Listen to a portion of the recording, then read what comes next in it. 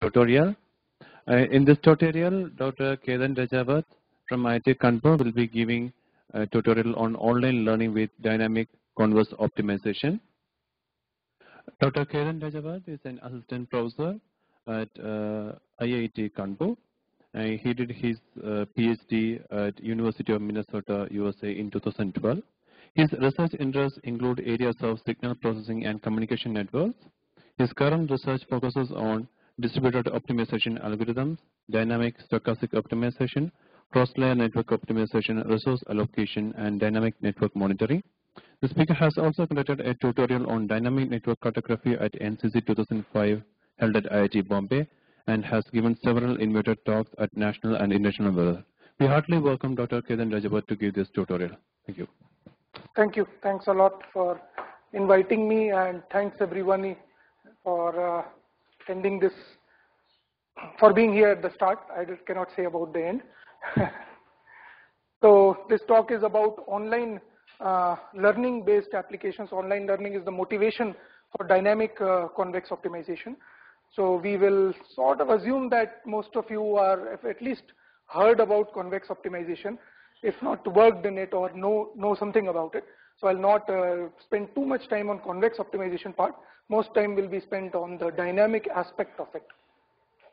So I have highlighted the names of my students who worked hard to make these slides, and also in the material inside that. So my part only begins now.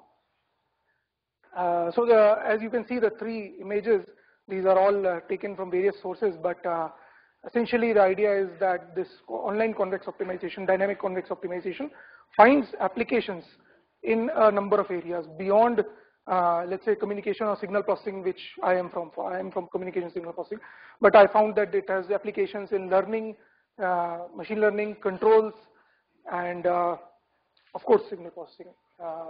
And signal processing itself is pretty wide. So this is the outline. So let us just jump into the introduction part. So we will start with just some preliminary definitions. If most of you know it already, just bear with me.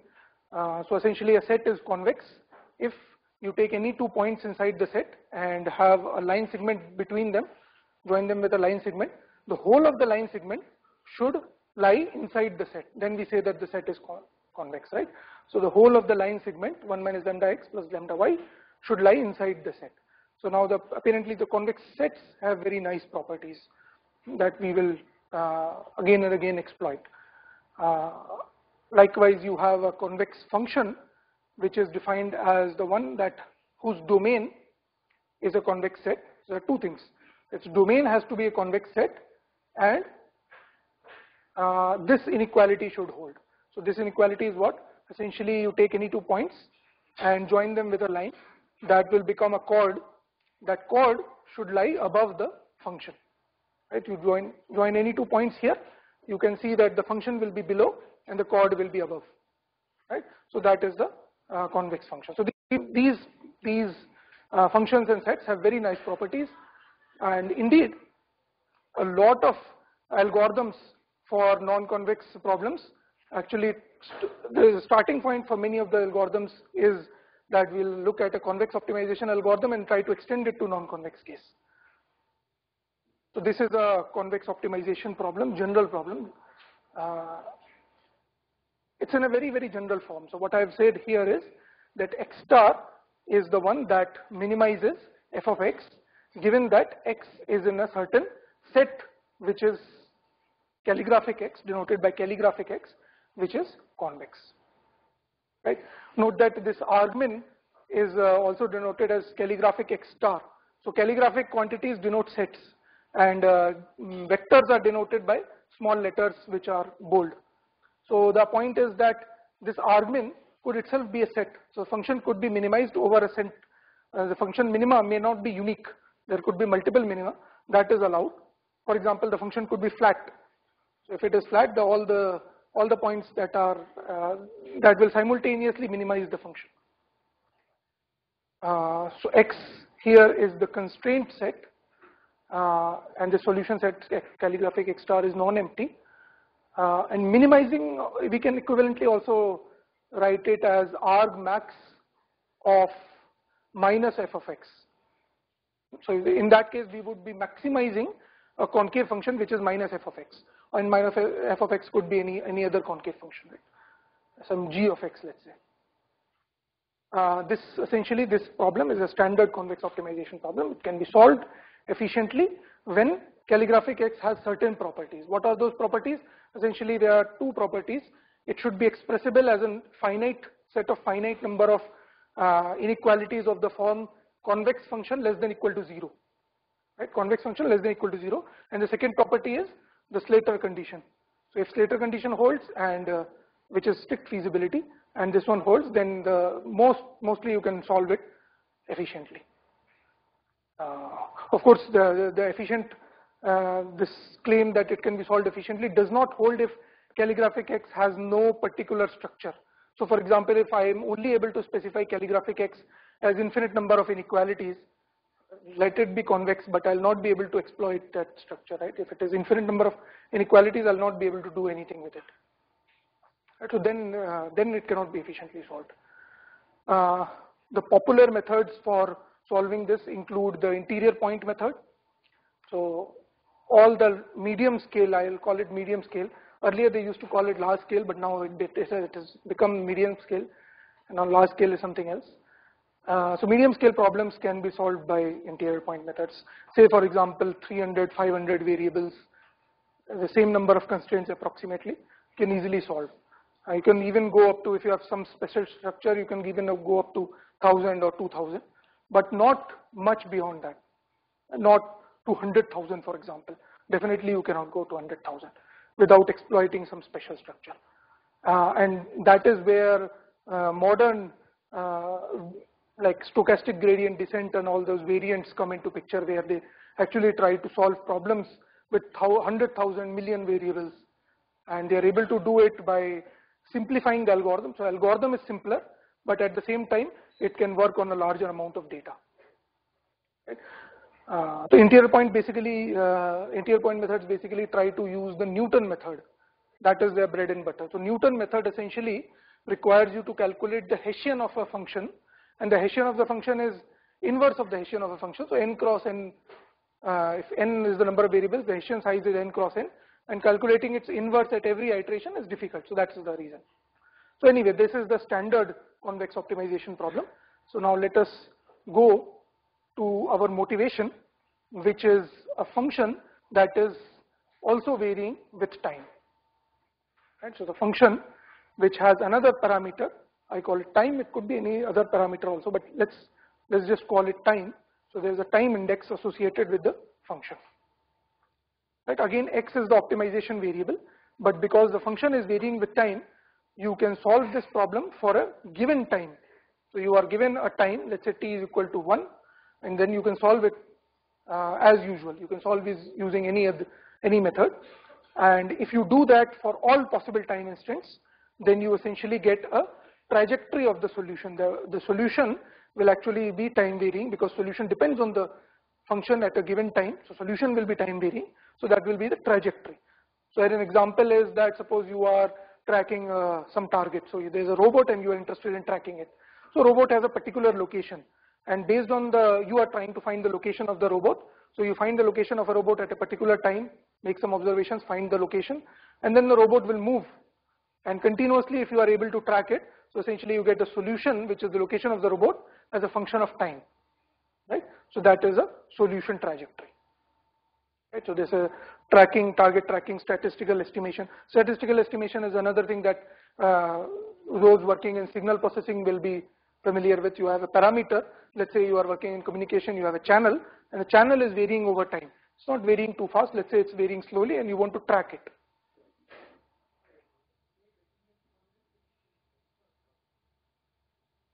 Convex in X, tau, we are not specifying it what property it has in X, in tau. It has convex in X, and that's why for a given time we are solving it with respect to X. This minimization is with respect to only X. T is not, T is just some parameter that specifies the function at a given time. Okay, so some examples here are drawn. For example, in self-driving cars, you can imagine that actually most of us are used to applying optimization in real-world problems, but we often make the simplification that things are not time varying. We apply it at a particular given amount of time, we solve it, and then we say that we will solve it again at the next instant of time. So things are not time varying in that setting. Things are static. We just solve a static problem, get the solution, then again solve a static problem, get the solution, and so on. That's what we. But in reality, most of the problems are actually have this structure that things are time varying. The function, objective function that you want to minimize is actually varying over time. So these are all examples. In robotics, there are plenty examples. In fact, control theory, this problem has been looked at since number of years, 30, 40 years, I think, or even probably more. So this is a problem. This has its origins from control theory only. Although I am not from control, so don't ask me control questions. So again, the idea here is that going beyond that theory of control, where this is coming from, we'll look at it from a perspective of optimization. The advantage of looking at it from a perspective of optimization is it's very, very flexible. You can have any kind of constraints, any kind of objective function, and so on. And all that will basically, it is all up to you. If you modify it appropriately, suiting the problem to your needs, then you can solve it. You don't actually necessarily have to look at it from a control theory perspective.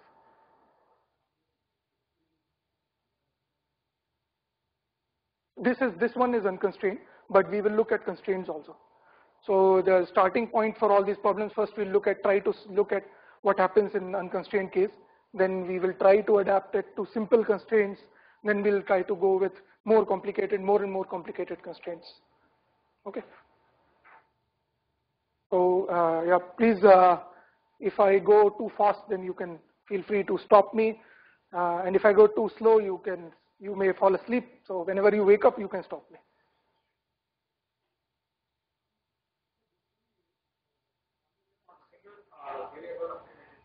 No, multivariate. X here is an Rn, so it is a multivariate. Yeah. And not only just a vector in Rn, actually we'll show some examples where X is a matrix. So it could also be a matrix in Rn cross M. Okay. So let's look at the discrete version of this problem. So the discrete version of this problem, we actually sample our original problem. So whatever problem we had, we sample it at times tau 1, tau 2, so on. So let's say that the sampling interval is constant for all k. So these intervals, these time instants, we denote by t equal to 1 to 3 and so on. And then we are talking about the discrete trajectory. So the continuous problem is perhaps too difficult. We talk about discrete, and if h goes to 0, it is closely approximates the continuous one. So again, I'll try to ensure that I'll try to assume that everything is smooth and there's no problems, so that you can have this assumption that discrete is similar to continuous. So the optimal control framework, this controller is actually the optimization algorithm. It's like an optimization algorithm. Controller specified, so there's a closed loop controller acts, and you are supposed to design the trajectory of your output. So that is the problem in optimal control. So as you can see, this problem is well studied there in that context. But we'll look at from the optimization perspective. So as a very, very simple example, here you have a static problem, which is x minus a whole square. It's a very simple problem. You already know that x equal to a is the solution, and you have a dynamic problem where you have a as a function of time, at. And here, of course, the solution is x star t is equal to 80. So I'm not claiming that these problems are hard. It's, in fact, you can see it is very easy. You can always fix a time and solve that problem. That's it. There's nothing inherently hard about time varying optimization. So essentially, same thing is said again, that you can always fix a time and then solve and then minimize ft of xt with respect to xt using any of your favorite method. Although this one would be a little complicated. For example, if your function depends on frames of a video, for example, you are doing it in video, so your function frames are coming, frames of video are coming, and between two frames, the interval is 15 millisecond, 20 millisecond. So you are essentially going to have to solve this entire problem within that 15, 20 millisecond. So it is hard, but it is not impossible. It can be done if the problem is simple, it can be done. But there is this complexity issue. So we will try to keep this in mind, that complexity issue is there.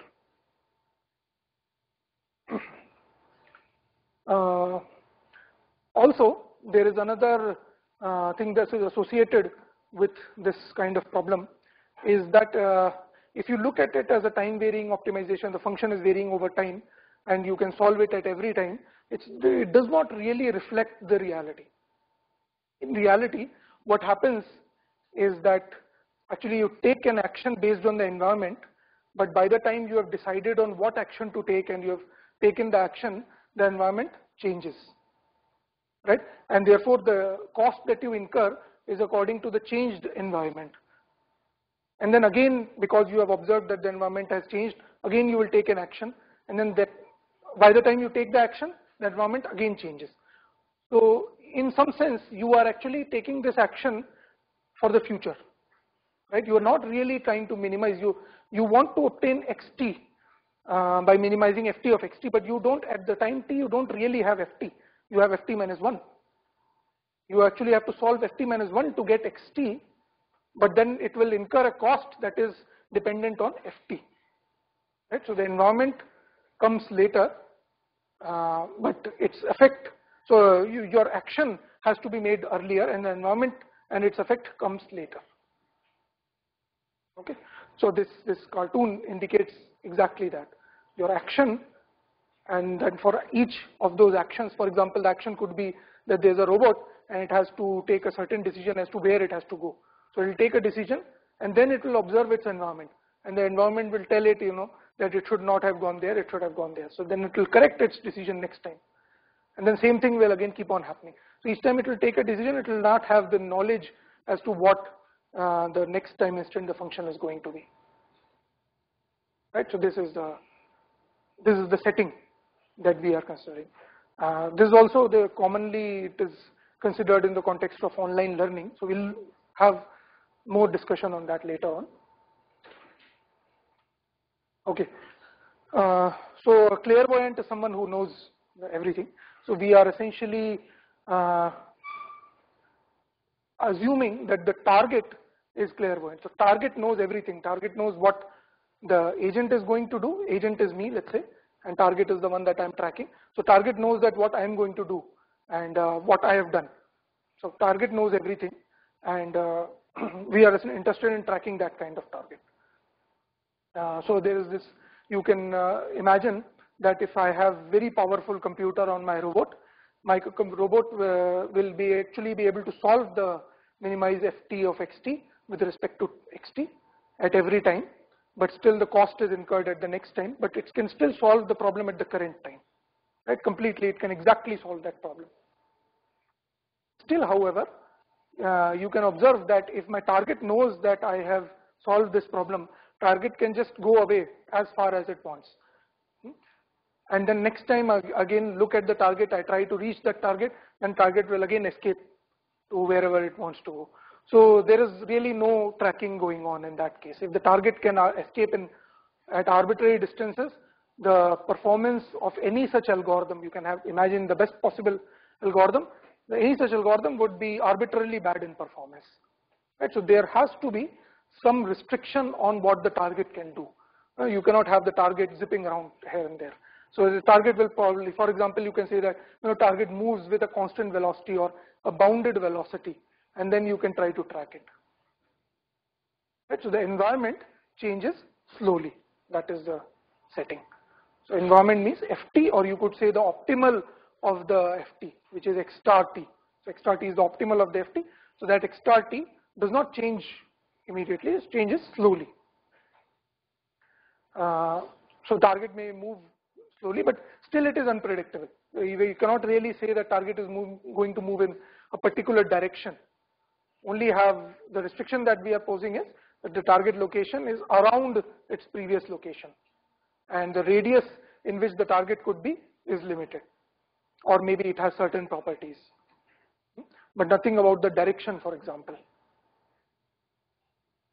And the class of algorithms that we will be most interested in is that we'll take a classical algorithm, and instead of solving the problem fully by running like 40, 50, 100 iterations, we'll just run one iteration. Right? Just run one iteration, and we'll see how what that gives us. Is that enough for us or not? And it turns out in most cases, under some situations, it is enough. And there are, of course, cases where that is not enough. But that will be our motivation to study this kind of settings. So we are talking about one iteration of a classical algorithm, such as gradient descent or Newton descent. Right? So Newton algorithm, you take Newton algorithm and apply one iteration and see what happens if you continue to do that across all times. Right? There would be a trade-off between the per iteration performance and computational cost. I mean, you can imagine now the trade-off. If I run 40, 50 steps of that algorithm, I'll come very, very close to x star t. So next time if it changes, the only distance will be how much the target has moved. And at the current, if I do only one iteration, I'm performing very badly. I'm just taking one step in that direction. So it will take, for me, it will take some time till I catch up with the target. But so that is the trade-off between the performance and the computational cost at every iteration. Of course, one iteration is very, very cheap. Yeah, performance means that only. How close we are optimum. We'll look at some performance metrics, how to characterize the performance of such systems. But this is one example. This is what we want to do. So this is what we will do at the end of I'll explain this one in more detail at the end. But this is what we want to do.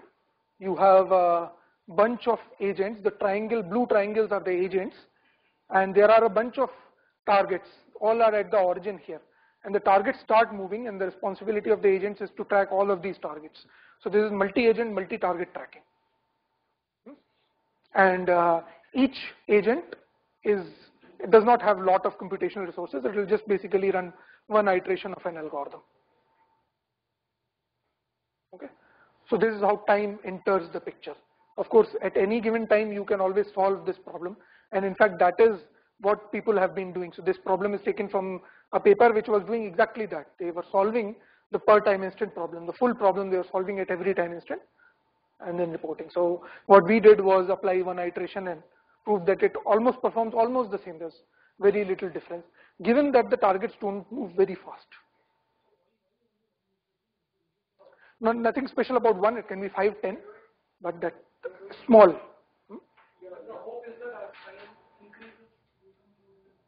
Yes, yes, yes, yes, yes.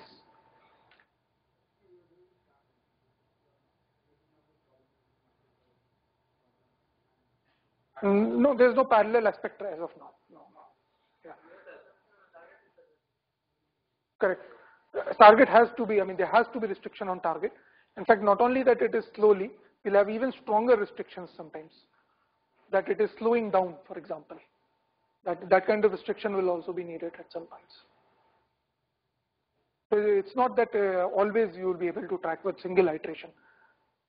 So you are basically trading off performance, a lot of performance against a lot of complexity. Yeah, we'll have all sorts of details later on.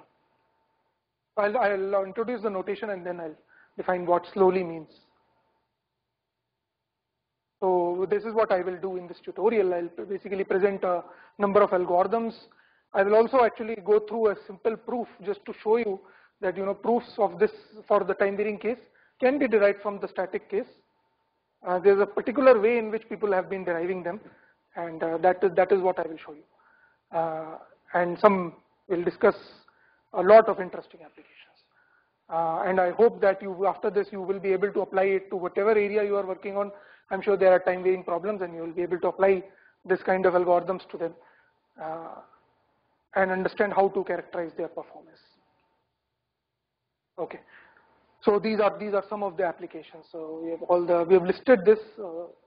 You can, after these slides are shared, you can just go through all these, look at all these papers. There are different areas. For example, some are coming from target tracking, some are coming from robotics and control, some are coming from signal processing, communication. In fact, we are discussing one problem also from power systems. Another, a lot of different areas are there.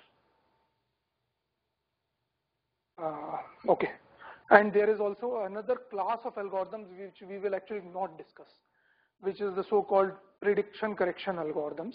They are another class where you can, to some extent, you can predict what is the function going to be, and you can use that information in some sense. So essentially, the idea is that you try to solve this kind of equation for all t. People used to solve it offline, which is, it's like a system of equations, variational equations, and you solve it. And the other option is people are now doing it in online fashion also.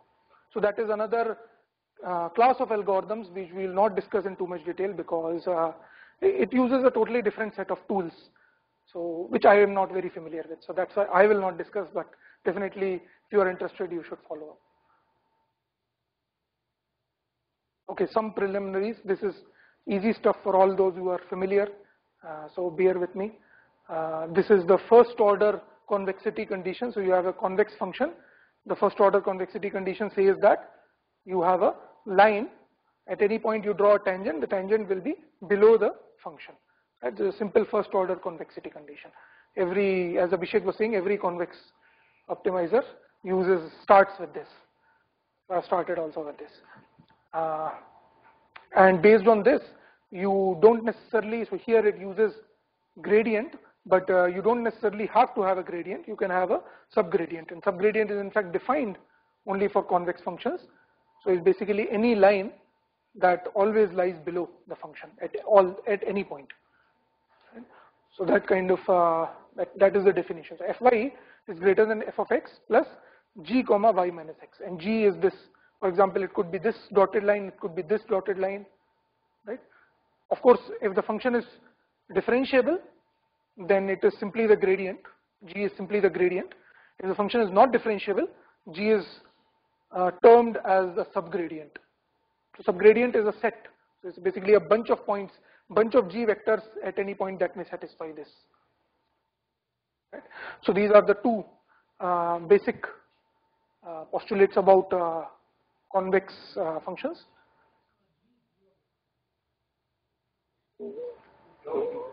For G is g of x. G is actually denoted as del partial f of x, but it's not really partial in differential. It's just the notation. It's a subgradient. It depends on what point x you are taking it.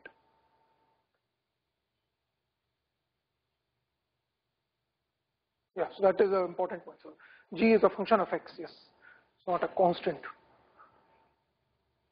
Okay. There is another assumption that we often require about many of the functions, which is that they don't vary too much over their domain. So they're limited in their variation, and one way to characterize that is the Lipschitz continuity, for example. So this is saying that fx minus fy is less than equal to L times x minus y, L times norm of x minus y. So here you can see that it is not possible for the function to suddenly jump, because if it suddenly jumps, x minus y will be 0, and fx minus fy would be non-zero. So the function cannot suddenly jump.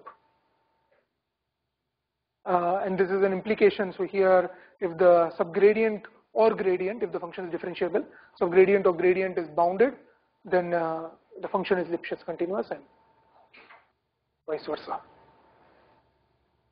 This is a simple example.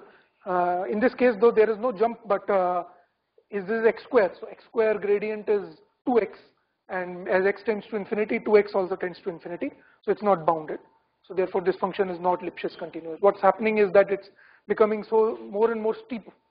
So as it becomes more and more steep, this inequality cannot be satisfied with a constant L. Else L has to depend on x, and x goes to infinity. Right? So in that case, this is not Lipschitz continuous. This one is Lipschitz continuous because it is absolute value of x. So what is the gradient of absolute value of x? It in the positive side it is +1, in the negative side it is -1. So gradient is bounded. Okay. Strong convexity is a stronger notion of convexity, so that's hence the name. For strong convexity, they have a very nice property that the functions have a quadratic lower bound. Instead of a line below the function, you can actually have a quadratic function below the function. And indeed, Lipschitz is the opposite. Lipschitz specified Lipschitz gradient. If the gradient of the function is Lipschitz, which means the function has to be differentiable, and the gradient must exist. If the gradient exists and the function is differentiable, and if the gradient of the function is Lipschitz, gradient Lipschitz means this fx minus, I have not written it generally, so fx minus fy less than equal to L times norm of x minus y. So in that case, there is a quadratic upper bound. So I have written both of them here together in the first line. Right? So any function, the point is that you have any function, if it is strongly convex and Lipschitz gradient, then it would have a quadratic lower bound and a quadratic upper bound. Right? So these will be immensely useful in the proof, because we want to prove for all sorts of functions. So if they satisfy these conditions, then those proofs are useful. Yes. Okay.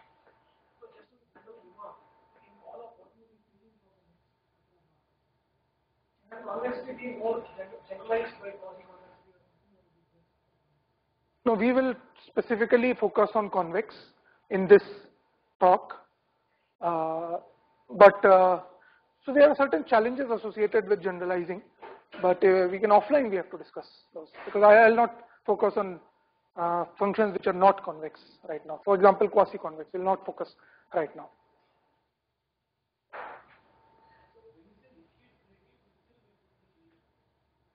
No, it's a different condition. Okay, maybe I should write it down. So Lipschitz gradient is different from Lipschitz function. Lipschitz gradient means the gradient of the function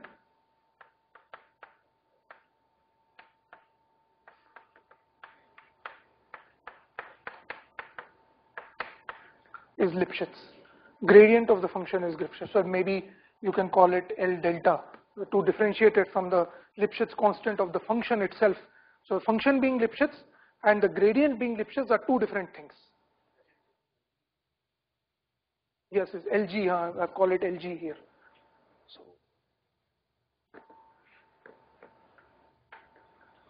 this is a more difficult to satisfy condition, because if the function gradient does not exist, you don't have this, right? You cannot define this with subgradients. Why? Because subgradient can suddenly switch at points where the function is non-differentiable.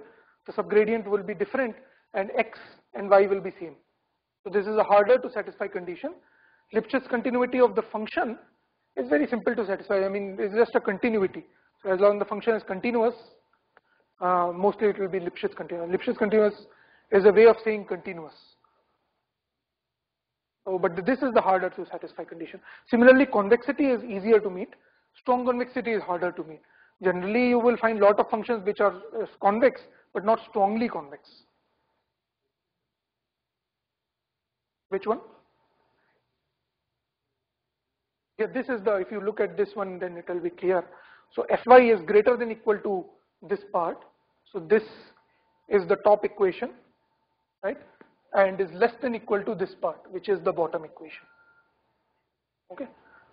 So that's why I'm saying quadratic lower bound and quadratic upper bound on the same function.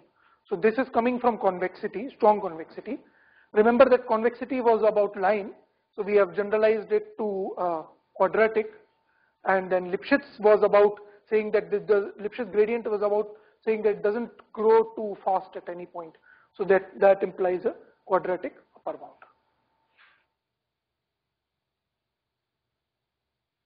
Okay. If we are talking about x star is any point where the gradient of the function is 0. So gradient of f, x star is always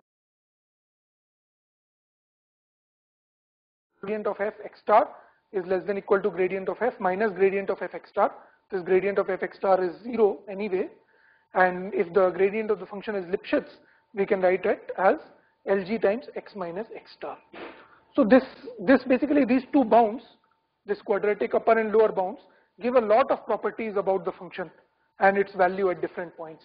For example, the second one I have written. Second one is direct implication of the first one by taking x equal to x star and y is equal to x. Right? So the gradient vanishes, the gradient term vanishes. If you are talking about the optimal point, the gradient is 0, and therefore we are able to say how different the function is from its optimal. So at some point the function optimum is attained, how different it is. And it turns out that it cannot be very close and it cannot be very far. Right? So from the optimal you go a distance away, then it means that your function cannot increase by a lot and cannot stay at the same point. Strong convexity is not satisfied. Can you give me an example where strong convexity is not satisfied? There is no strong convexity. It's very, very common. Simplest example is least squares. Least squares, strong convexity is not there. Linear, correct. Linear, if you have a linear function, strong convexity is not there. You can imagine that, if your function is very, very flat, strong convexity is not going to be there. Right? If your function is like this, you cannot have a quadratic lower bound. Or if you can have, it will be very, very, it's almost like linear. So the constant will be very small or close to 0. The mu constant will be close to 0. What are the special results you have for which is strongly convex? It is very, very, all the results are the strongest when it is strongly convex. And as you try to relax those conditions, they become weaker and weaker, and it is harder to prove, and you have to apply all the tricks. By the way, we will actually also look at one particular condition where this is true but this is not true for all points. It's only true for x star, this is not true for all points. That is called quadratic growth. So that is a special, it's not a special case, it's a more generalization of strong convexity. So a function that is not strongly convex may have quadratic growth. This is another inequality, again derived, these two are derived from here. So if you are familiar with this, let's say 4, 5, 6 inequalities, this is all there is to it. All the proofs use basically versions of this and maybe Cauchy-Schwarz. Okay. Proceeding, there is some analysis, just in case people are not familiar with analysis part, we are just going to use this result again and again maybe, that if you have a sequence which is related like this, so AT plus 1 is less than equal to rho times AT plus BT, where rho is less than 1, then you can say something about how AT behaves asymptotically depending on how BT is, what BT is. For example, if BT is 0, this is simply a exponentially decreasing series, right? It's just AT is less than rho times AT, so it is upper bounded by something that is exponential. The notation for that will be that AT is order rho raised to the power t. So we will mostly not go in all the way to infinity, we will just go to some extent towards infinity, we will just say for large t and so on. We will never take limit. And the other case, other slightly more interesting case is when BT is not 0, but its sum is sublinear. What do I mean by that? I mean that this sum BT is equal to summation t equal to 1 to capital T, BT is sublinear. So when would it be sublinear? So I can give you a simple example. This is something that you all have seen. You have 1 by t square, for example. If you sum 1 by t square, the result will be finite, it will be a constant, right? So that is a strong case. Or if you sum gamma raised to the power t, the result will be 1 by 1 minus gamma, which is a constant, or 1 minus gamma raised to capital T divided by 1 minus gamma, which is a constant. So in that case, it is just a constant. Then if BT was 1 by t, what will happen? Summation BT will grow to infinity, but not very fast though. It actually only grows as log of t, right? So I'll just write here maybe. that 1 by t goes only as log of t, right? And this is sublinear in t. It doesn't grow linearly with t, right? So this kind of sequences are also allowed, and you can have 1 by square root t also. That also will not grow sublinearly. It will grow at a lower rate than capital T. So we are also interested in those kind of functions. What happens in those kinds of settings is that if you have an average, if you look at the average of AT, right, 1 by t AT, then that one is going to 0. If BT is sublinear, B capital T is sublinear, then the average of AT is actually going to 0 as T tends to 0. So that case is also interesting. You can see that this divided by T will go to 0. So these are the two things that we will consistently use. By the way, I hope everyone knows about the order notation. Order notation is nothing but constant multiplied by something, whatever is inside. So constant does not depend on the T part. Okay. So yeah, any questions so far? This all the preliminaries are done. Now we are going to go into the online learning part. Okay. So online learning. So this is online learning is, as you must have guessed, origins are from machine learning, where it is common to study this kind of problems. So you have an agent and you have a nature which is acting as an adversary to you. So nature is always bad to us, so it is treated as an adversary. So Murphy's law is being applied. So we are saying that X agent plays an action, and then whatever that adversary is or nature is, it will choose a function, and that function will be applied. So the output, the cost that the agent will incur is f naught of x naught. Yes.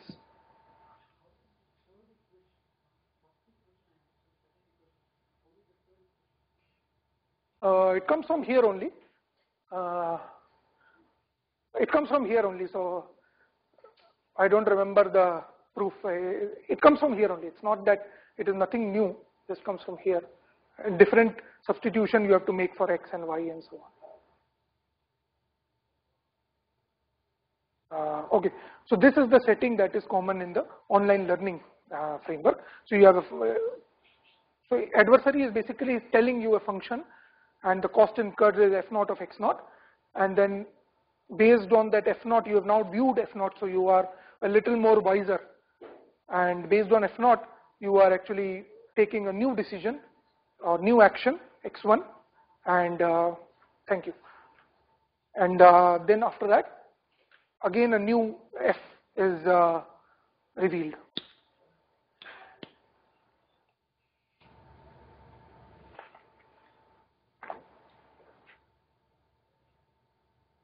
So at the tth round, agent plays xt and nature reveals ft, and this is the loss that is incurred is ft xt. So the standard learning framework, so we are just going a little bit, we will compare our setting with the classical learning setting, online learning setting. In the standard learning framework, you are actually trying to find out x star of capital T. What does x star of capital T mean? X star is now a function of capital T. It doesn't depend on the individual FTs.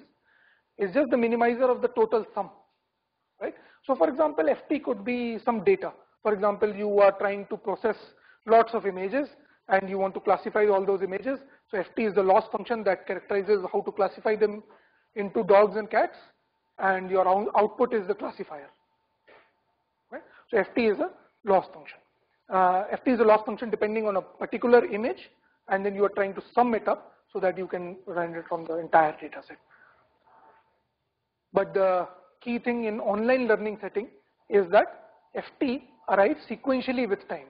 So not all the FTs are revealed to you. One by one they are revealed, like we discussed in the last slide. Of course, this cannot be solved in closed form. Why? Because we don't know FT in the future that are going to come in the future. Because we don't know the future, we cannot solve this problem. So we'll try to do the best we can. But at the same time, the adversary is also there, and the adversary will try to thwart our progress to the best it can. Sorry. Then the time varying setting is different, however. Here we have ft of xt, and all the x1, x2, x3 and so on are now variables. So this is the static machine learning setting, online learning setting. This is the dynamic online learning setting.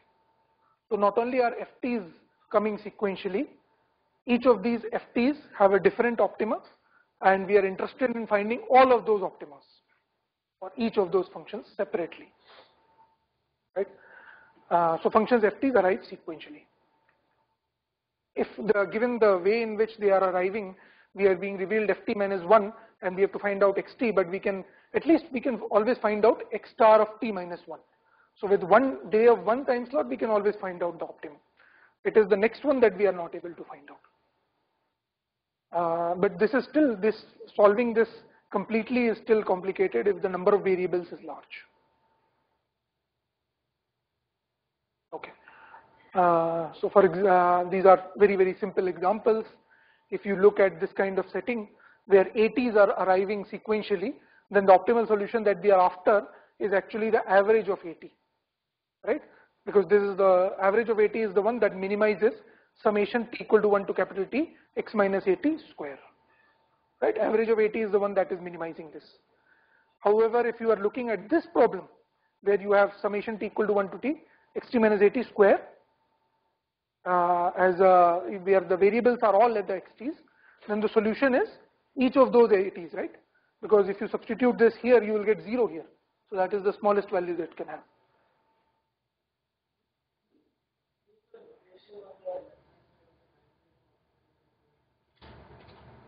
This notation, this just says x star as a function of t for t equal to 1 to capital T. So this is just another way of saying that, x1, sorry, it's just another way of saying x1, x2,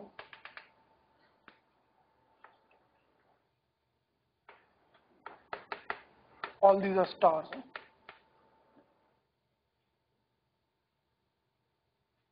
So I've just put this bracket t equal to 1 to T is just saying that it is a collection of variables, not a single variable. It's a collection of variables.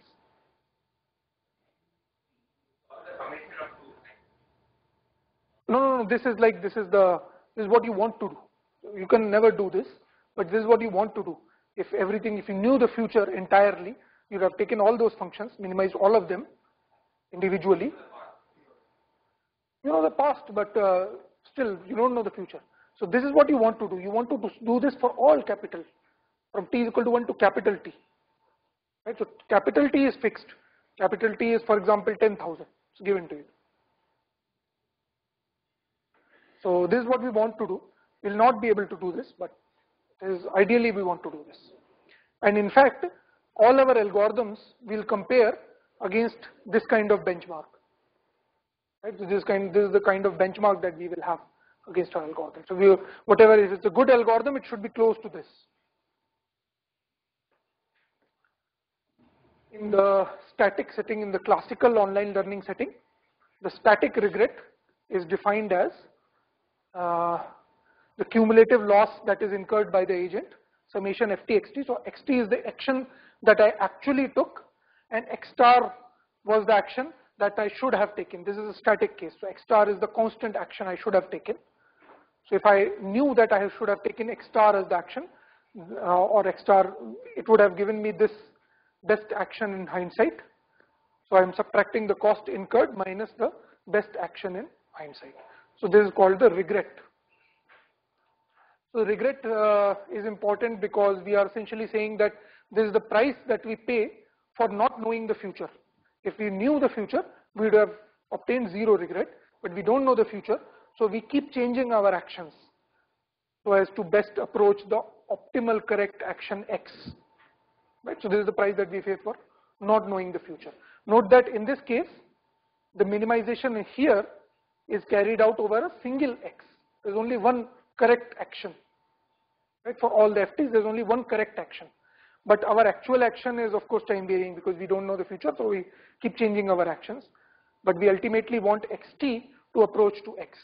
In fact, the way that we want it to approach is by trying to say that regret is sublinear. We'll try to say that regret is sublinear. Yeah, so if, no, dimension of x is not proportional to t, x is n, Rn. Some n, it's a fixed number, it is not depending on t. Okay, so if you are able to learn from your mistakes, right, you will not repeat them. So if you are not able to learn from the mistakes, you will keep repeating them, and each time the loss will be at each t, ft xt minus f of ft of x star will be constant, and those constants will keep on adding, and your regret will be capital T times that constant. So it will be linear in t. So if you don't learn from your mistakes, you keep on repeating them, and you will get a linear regret. If you learn from your mistakes, you can perhaps avoid this, and over time reduce the cost. Over time, what you really want is that ft xt minus ft of x star, you really want this quantity to go to 0, right? And although the notion that they use in context of online learning is slightly different, which is that this sum should be sublinear. Note that this sum cannot be sublinear unless this holds. So this has to hold. So sum being sublinear requires that this loss should go to 0, which means that as time proceeds, as time goes on, you have to pretty much figure out what the correct action is, and you have to approach that in this sense. So regret is a classical framework basically used for in the context of online learning, and we are actually going to use a slightly modified framework which we call the dynamic regret. So the dynamic regret is defined in terms of a moving target.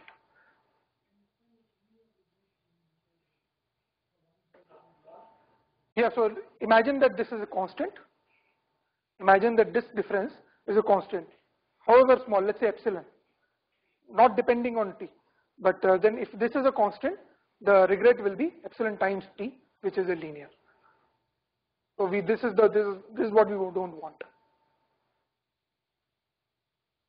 So the dynamic regret is defined as summation of ft xt minus ft of xt star. There should be a bracket around this in case you are wondering. The summation is for both the terms. Summation is over both the terms. So we are comparing ft xt, instead of comparing it with the fixed one optimal action, we are comparing it with the action x star of t, which was optimal for time t. Right? So obviously you can see that this is more aggressive comparison, because we are comparing our algorithm's performance against a target which is moving, right, as opposed to a target which is fixed. It's like saying that. Also, it holds that if you minimize this, this would be less than this. So this means what? So this part is appearing here, and this part is appearing in the static regret. So the static regret will always be less than the dynamic regret. So dynamic regret will in general be larger. For any problem you can see, dynamic regret will be larger. So tracking a moving target is therefore difficult, as opposed to tracking a stationary target, so fixed target. And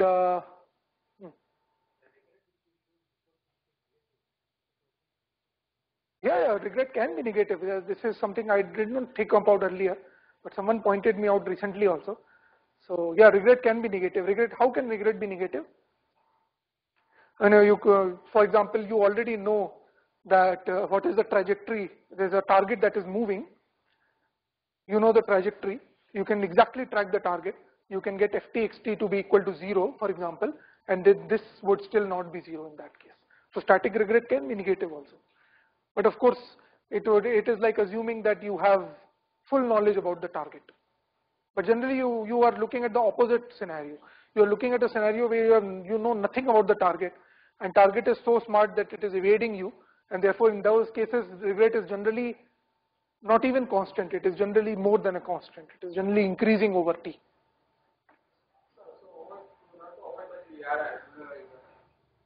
To avoid?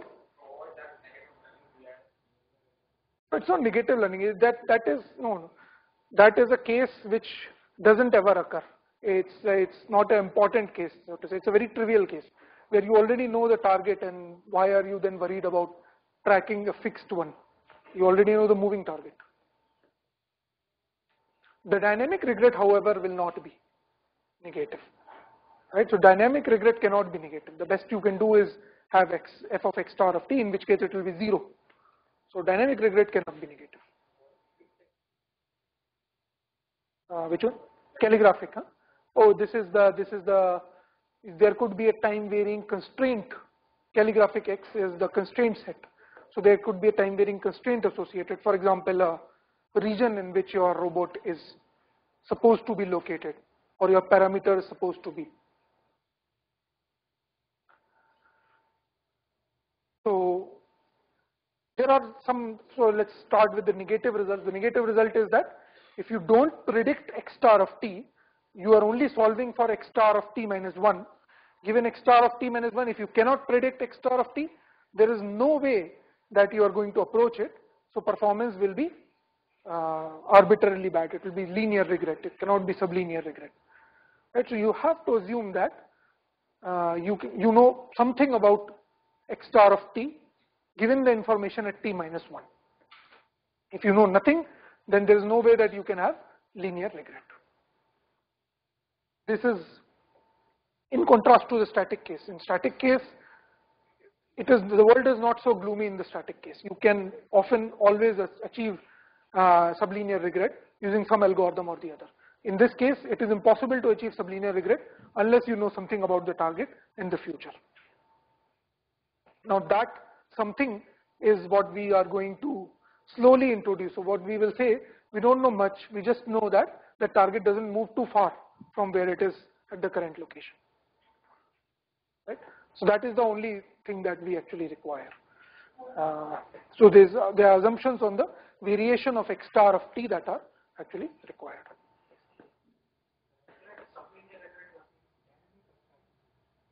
Dynamic, we are talking about dynamic in this slide. Whole slide is about dynamic only.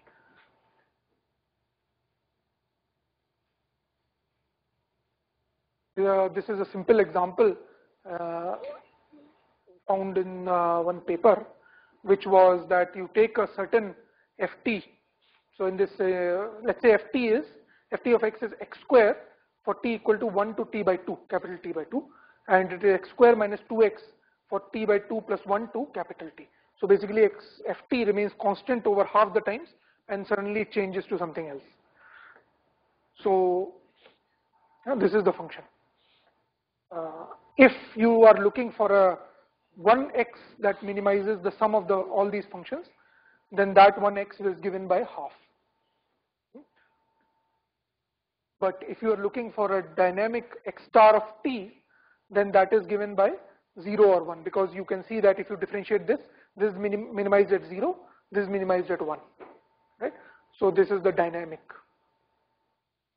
So from this example, if you actually substitute this half here, you can see that you get this kind of equation. So what we are trying to say is that suppose you have an algorithm which works perfectly for the static case.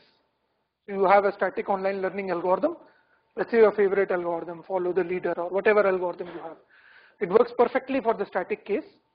It does not mean anything that it will perform as well for the dynamic case. So in this case, what we can see is that there is an algorithm that works perfectly for the static case. It has 0 static regret, but it incurs a sublinear dynamic regret. Right? So therefore, this means that your algorithm should be tailored for dynamic regret explicitly. You cannot just simply use an algorithm from static literature and use it for dynamic case, because it could still be sublinear. So there's no general guarantee of this form that generally it will always work. So the kind of restrictions that we impose on the variations of X star are these. So these are the three that are commonly used in the literature. We will mostly be working with the first one, which says that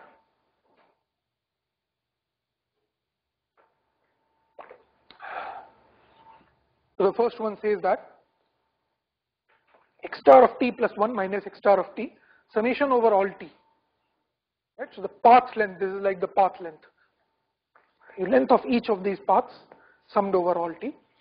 We want this quantity to be sublinear. In the learning, they want that this quantity is sublinear. Although nothing prevents us from obtaining results for the case when this is linear, but those results will be interpreted in a different way. But in the learning context, we want this to be sublinear. So the path length, the amount the robot moves, is sublinear. So you can for example, imagine a target which is running on a battery.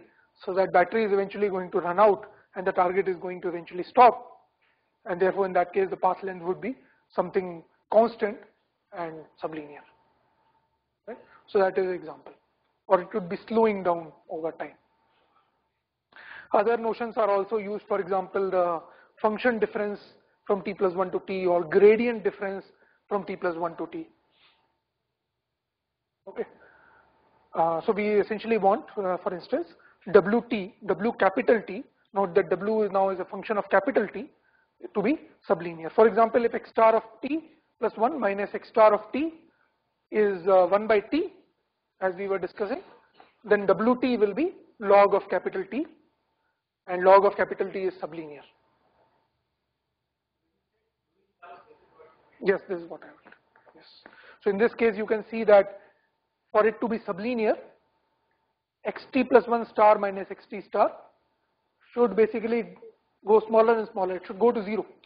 Only then the whole thing will be sublinear. If it goes to a constant, then things will not be sublinear. So now let us look at those conditions under which this regret can be related to the path length. And in fact, what we will do is we will develop the results, regret results, in terms of path length only. We will not worry about other things. So we will just say that no, this is the path length, and regret is, let's say, proportional to the path length.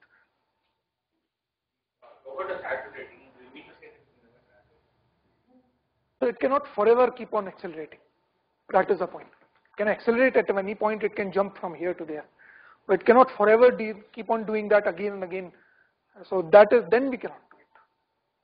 So for example, it jumps, then over time the total path length is still some limited, right? If it jumps once, for example.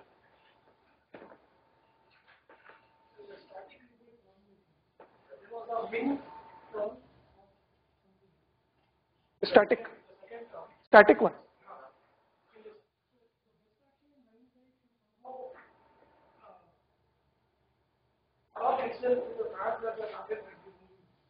Correct. So in the static regret formulation, there's only a single action that you are supposed to take.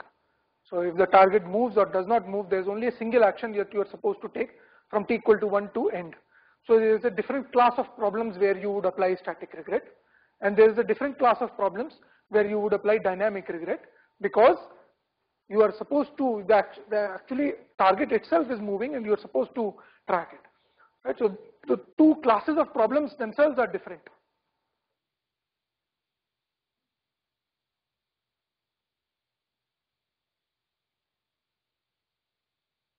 In case when Wt is not sublinear, if you are saying that no, my target doesn't slow down, it just keeps on moving forever, then it doesn't make sense to talk about linear regret. Then we just we have to sort of change our metric. We don't really want, we can never have our agent catch up to the target in that case, because target will, each time the agent catches up, target will move. So we can never have it catch up totally. What we can have in that case is the so-called tracking error. So the tracking error is simply, so if this is bounded, if this quantity is bounded, the tracking error is simply xt minus xt star. Right? Of course, this cannot never go to 0. If the target keeps on moving away and away, this will never go to 0. but it will be bounded by something that depends on sigma. So if sigma is small, this would also be small. That's all we can guarantee, and that's all we would actually require. So tracking error, by the way, is very commonly analyzed, has been commonly analyzed for a large number of applications since 80s, 70s perhaps. For example, LMS tracking error, everyone would, there are lots of common books that you can find where LMS tracking error is analyzed for non-stationary scenarios. For example, Ali Sayed's adaptive filtering book that analyzes LMS and RLS tracking error. And there is also a stochastic flavor to this kind of problem. The stochastic flavor comes from the fact that we are actually not revealed the function itself, but a noisy version of the gradient of the function, or the noisy version of the function. The function itself is not known, but its noisy version is known. So then the problem becomes stochastic, and then you have different kinds of guarantees depending on the behavior of that noise. If the noise is also adversarial, then the guarantees are worse, for example. So noisy gradient is one example here. So I'll just discuss the least squares regression. I thought least squares is something that no matter which field you are, you should know. So least squares example is this one. So you have a parameter x star of t, and your measurements depend on x star of t. So measurements are given by ui transpose x star of t plus noise it. So I is the sensor I, let's say. Sensor I is observing this parameter, and the parameter keeps on changing. Right? So this is the non-stationary environment. This is the dynamic environment that this has been posed. So least squares problem is to find this xt for each time t. Right? Least squares problem is to solve this least squares problem at each time t. And the dynamic least squares is simply this, that you introduce that xt is different at each time t. So this has its origin, this kind of least squares problem has its origins in the like very old Robbins-Monroe algorithm, Wedrow-Stearns algorithm. So in fact, as I was saying just now, tracking performance of LMS algorithm. So LMS algorithm essentially solves this using a gradient kind of step, and tracking performance of LMS and RLS algorithms, least mean squares, recursive least squares algorithms have been analyzed since 80s, 90s. So in the specific case where the objective function is quadratic of this form and there's no constraint, the LMS is essentially nothing but the gradient descent, one iteration of gradient descent applied to this problem, this time varying problem, and its tracking performance is well known. In fact, they were not using the regret notion. They were basically just analyzing the tracking performance, the limiting performance of, limiting value of xt minus x star t norm. There are a bunch of analysis using this kind of ODE methods or averaging analysis which talk about general functions also, no constraints still, but general unconstrained problems, and they also try to analyze the tracking performance, but there the tools are totally different. They try to use, for example, in ODE method, they try to use probability. They try to characterize everything with high probability, and in averaging analysis, they try to characterize everything almost surely. So they use strong law of large numbers. So tools are completely different. The framework is also different. So we'll not talk about this. Also, these methods are, I mean, to the extent that I understand them, they are quite limited in their applications. The number of assumptions that you need is just crazy. It's like very weird kind of assumptions are required. Then stochastic gradient itself, while it is generally formulated for a static problem, it has not stopped people from applying it to large number of dynamic problems. So these are all the different kind of problems that this has been applied to: machine learning, parameter tracking, and neural networks, resource allocation, and this seems to be a missed reference. It has also been applied to this reference. Okay, just discussing the LMS. So the way that this is classically posed is that we minimize xt, and we minimize this expectation. The reason I have put expectation here is because a particular instantiation of d that you observe at any time t is not really the d, it is an instantiation of d. So d is a random variable. So that's why I put an expectation here. So this is nothing but a stochastic gradient descent applied on this problem, this least squares problem. So least squares is a quadratic problem. We are just writing xt equal to xt plus mu times gradient of this part with respect to xt. Okay. So minus mu times gradient. So gradient is negative. So that's why the plus is coming. So this is the LMS algorithm. And as we will discuss, actually go into online gradient descent, and online gradient descent looks exactly the same as this. So this is your link between OGD and online convex optimization and the classical LMS algorithm. Okay, so any questions so far? Otherwise we will go into the next hour. How I am 10 minutes behind.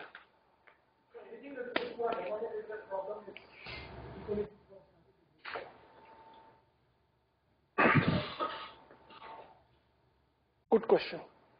So at least the algorithms that we have studied in the context of dynamic regret, they have all been borrowed from the static regret. So definitely they are, but and also the dynamic regret is greater than static regret, so always that limit is there. So if you are getting sublinear dynamic regret, definitely the static regret will be sublinear, but we cannot really say anything about the optimality, because in static regret you can do much more than what you can do in dynamic. So it may not be optimal, but it is good for static case, but it may not be optimal for static case.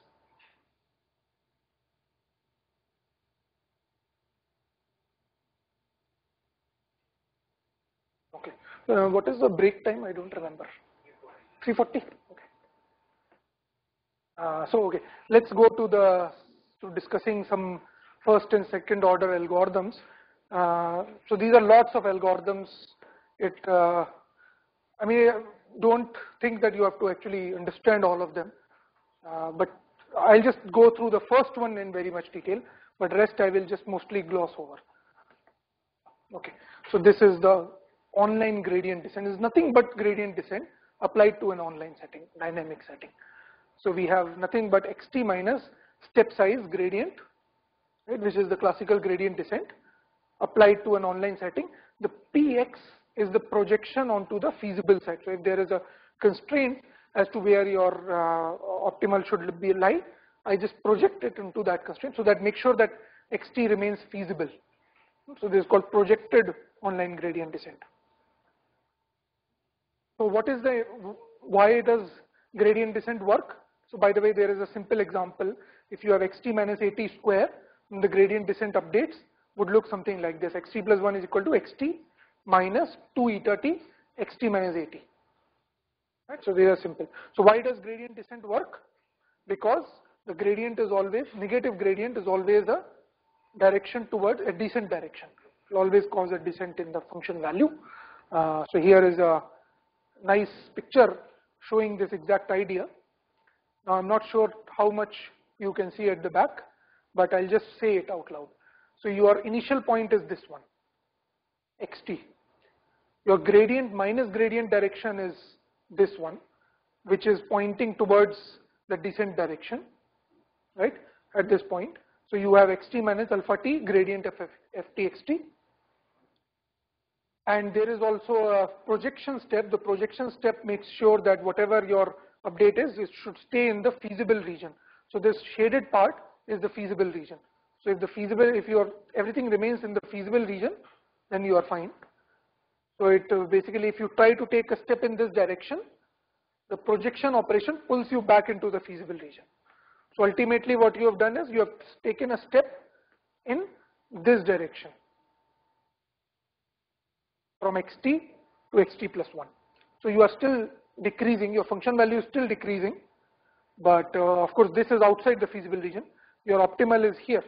So you are going towards your optimal. If the region included everything, then the projection step would not be required. So if calligraphic X is big enough and your optimal is in the interior of that calligraphic X, then the projection step is generally not required. I mean, the algorithm iterates may still venture out of the feasible region and come back or try to come back like that, but generally it is that it just stays inside. Okay, so this is OGD, and if you apply it to a time varying setting, what will happen? As you take one step, after you take one step, the all of these contours, these are all contours of the function. These are values of the function at a given time. So for example, this is fx equal to 1, then fx equal to 2, fx equal to 3, and so on. Right? So whole thing, all these colored lines will shift a little bit. So whole thing will displace itself by a little bit, and the whole process will start again. You again take a step towards the descent direction, get projected into the feasible region. Maybe the feasible region also shifts a little bit. So this thing will continue to happen again and again. This is the big picture, but really this much figure is not enough to explain why it converges or does not converge. So that for that one we will have to look at the detail. Yes. Yes. Don't worry. So we are going to look at this general update formula: xt plus 1 is equal to xt minus eta times f of xt. Now here in the tracking case, we will often, in fact, we'll see that we'll often always use a constant step size rather than a diminishing step size. Diminishing step size is very, very common in the static case because we want to ultimately approach the optimal. Here we cannot approach the optimal, and we'll actually keep the step size to be constant, some value. We will actually see that it is important to choose a step size which is away from 0. If you choose a step size that is too small, what will happen is that your agents will slow down much more than your target. The target will just go off. So you actually want the agents to have certain progress, and that's why you cannot have eta to be small. At the same time, you cannot have eta to be too large, otherwise agents will be overwhelmed, will not be able to track. And the gradient is 0 at the optimal.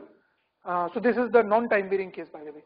We start doing with the non-time varying case just to get an intuition. The same proof I will modify for the time varying case. So just let's understand the time varying case, non-time varying case first. Same proof will modify for the time varying case. So what we have done is we have written xt plus 1 minus x star square, norm square, and we have just expanded a plus b norm square is a square plus b square plus 2ab. So that's what we have done. A square plus b square minus 2ab.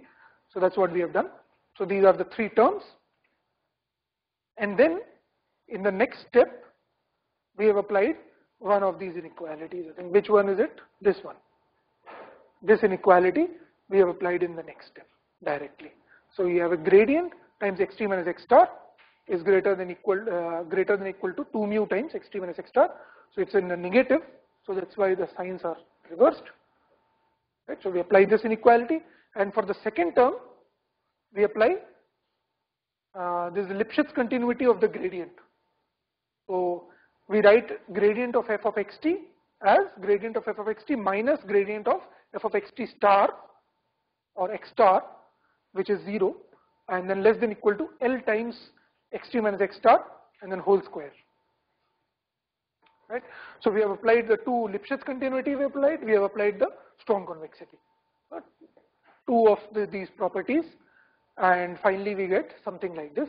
Now if there is a restriction that this constant is less than 1, if this constant is less than 1, then you have a contraction. You have a result of the form xt plus 1 minus x star is less than rho times xt minus x star, and rho is less than 1. And what does the contraction mean? We have already seen. If you can prove that xt minus x star is less than rho times xt plus 1 minus x star is less than rho times xt minus x star, then your xt minus x star is decreasing geometrically. It's a geometric sequence, and it just goes to the optimal geometrically. This is called linear convergence, by the way, because we were looking at that graph that was appearing to be linear. It was actually in log-log scale. In log-log scale, it looks linear. That's why it's called linear convergence. So in the static case, this is very simple. If you apply strong convexity Lipschitz of gradient, then the proof of convergence is just simply this much.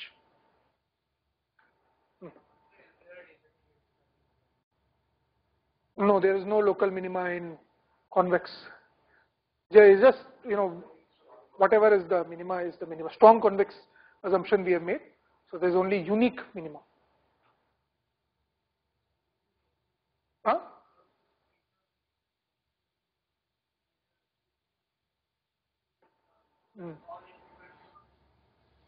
We can, for example, choose the one in the middle.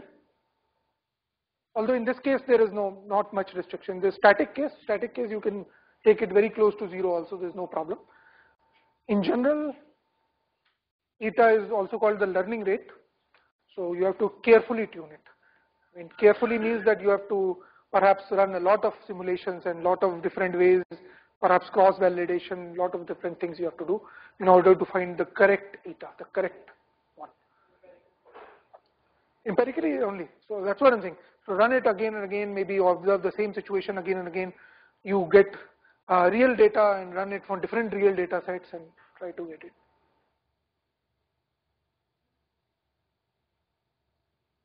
But the theory part is that this works for all these etas in the middle. So whichever eta you choose, this will always work, right? Theory part is that. A non-time varying means everything is static. There's no ft.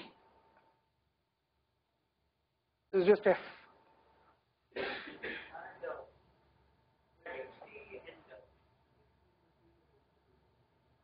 xt. Huh? No, that was time varying. Here in this slide, everything is just static. Everything is constant. These are just iterates of one algorithm. So you have one function, one optimum.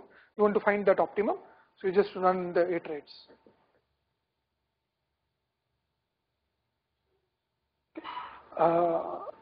Now, what have we done? We have made f as a function of time. But we are still looking at the fixed x star. This is the online learning case with static regret. Right? The x star is fixed, function f is a function of time. Right? So obviously you can imagine that nothing changes, f becomes f of t, but it still has, let's say, strong convexity and Lipschitz property, so nothing changes, all the proof remains the same, except that this result takes this form, but it is nothing too special, right?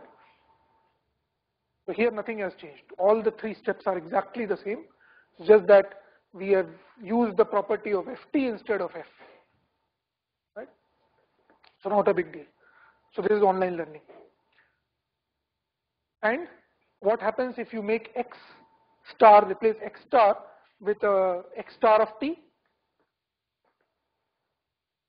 So in this case, by the way, I'll just go back to the previous slide. In this case, this was xt plus 1 minus x star less than equal to xt minus x star. So this is a contraction, because each time this implies that xt minus x star decays geometrically. But now if I replace x star with xt star, if I replace x star with xt star, this is no longer a contraction in that classical sense. It is like a single step contraction. So in the single step, I have actually diminished my distance from the x star of t, but the x star of t of maybe the previous f function, right? So I have come closer to the previous optimal, but not to the future optimal, right? So the whole proof again remains the same. Just the last step is the important one, where we are saying that xt plus 1 minus xt star is less than equal to rho times xt minus xt star. Okay, so now what next? Note that this does not imply anything else about in the dynamic case, it doesn't imply anything about what is going to happen in the future. What happens if ft changes?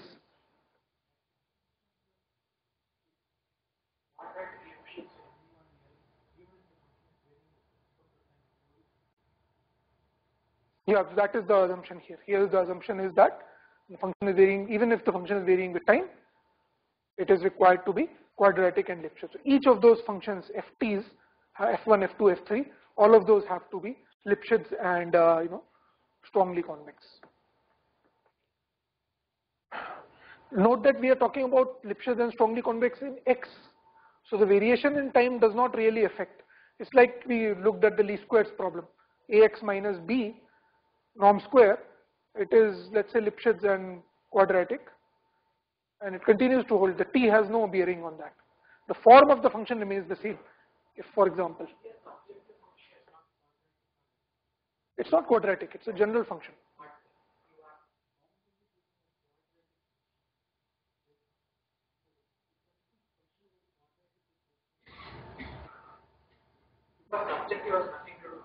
Yes, yes. Yes. The quadratic is coming from these properties, and it's, you can think of it as the one step above Taylor series. People were taking Taylor series, so now let's take it quadratic, then there is upper and lower bound. You can take third order also. I mean, that also works in the sense that you can take it, but how to develop the proof, I don't know. Right? So quadratic is like the first order or second order complicated analysis after Taylor series.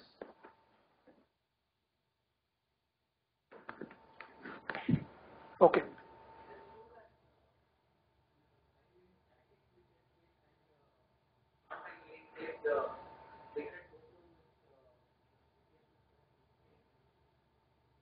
No, regret doesn't go down with iterations. Regret always increases in those cases also, and in this case also. Static regret also increases with, I mean, it could decrease, but it generally increases with t. It is sublinear with t, which means that it is not increasing as fast as t, but still increasing. And in this case also, it will actually be increasing. And dynamic regret is always worse than static regret, but that's it. It's not going down. Was that your question, or did I misunderstand anything? Okay. So here, what is the next step? So we are going to look at the next step here. So we are starting at this point, and we are going to say, let's use the triangle inequality. So we looked at like, I think 7, 8 papers now. All of those papers are using one of these two ways of bounding. This is a very common way of bounding. There are two ways. One is the triangle inequality.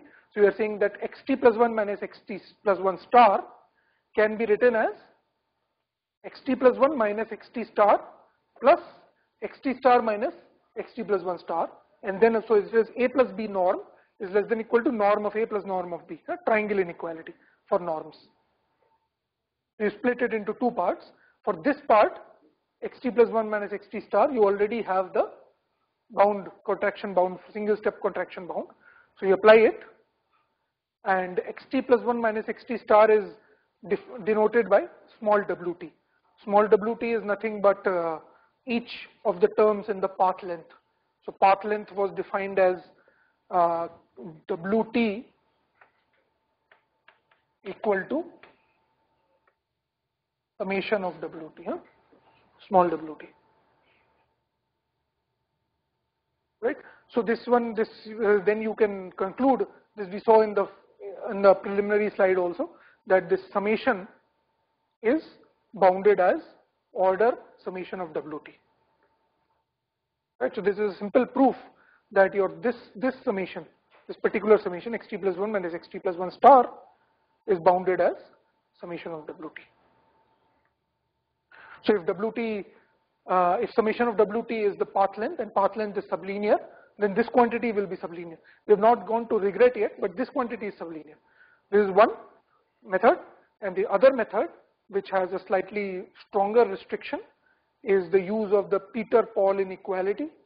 So Peter-Paul inequality is nothing but another way of saying that AB is less than equal to A square by 2 plus B square by 2.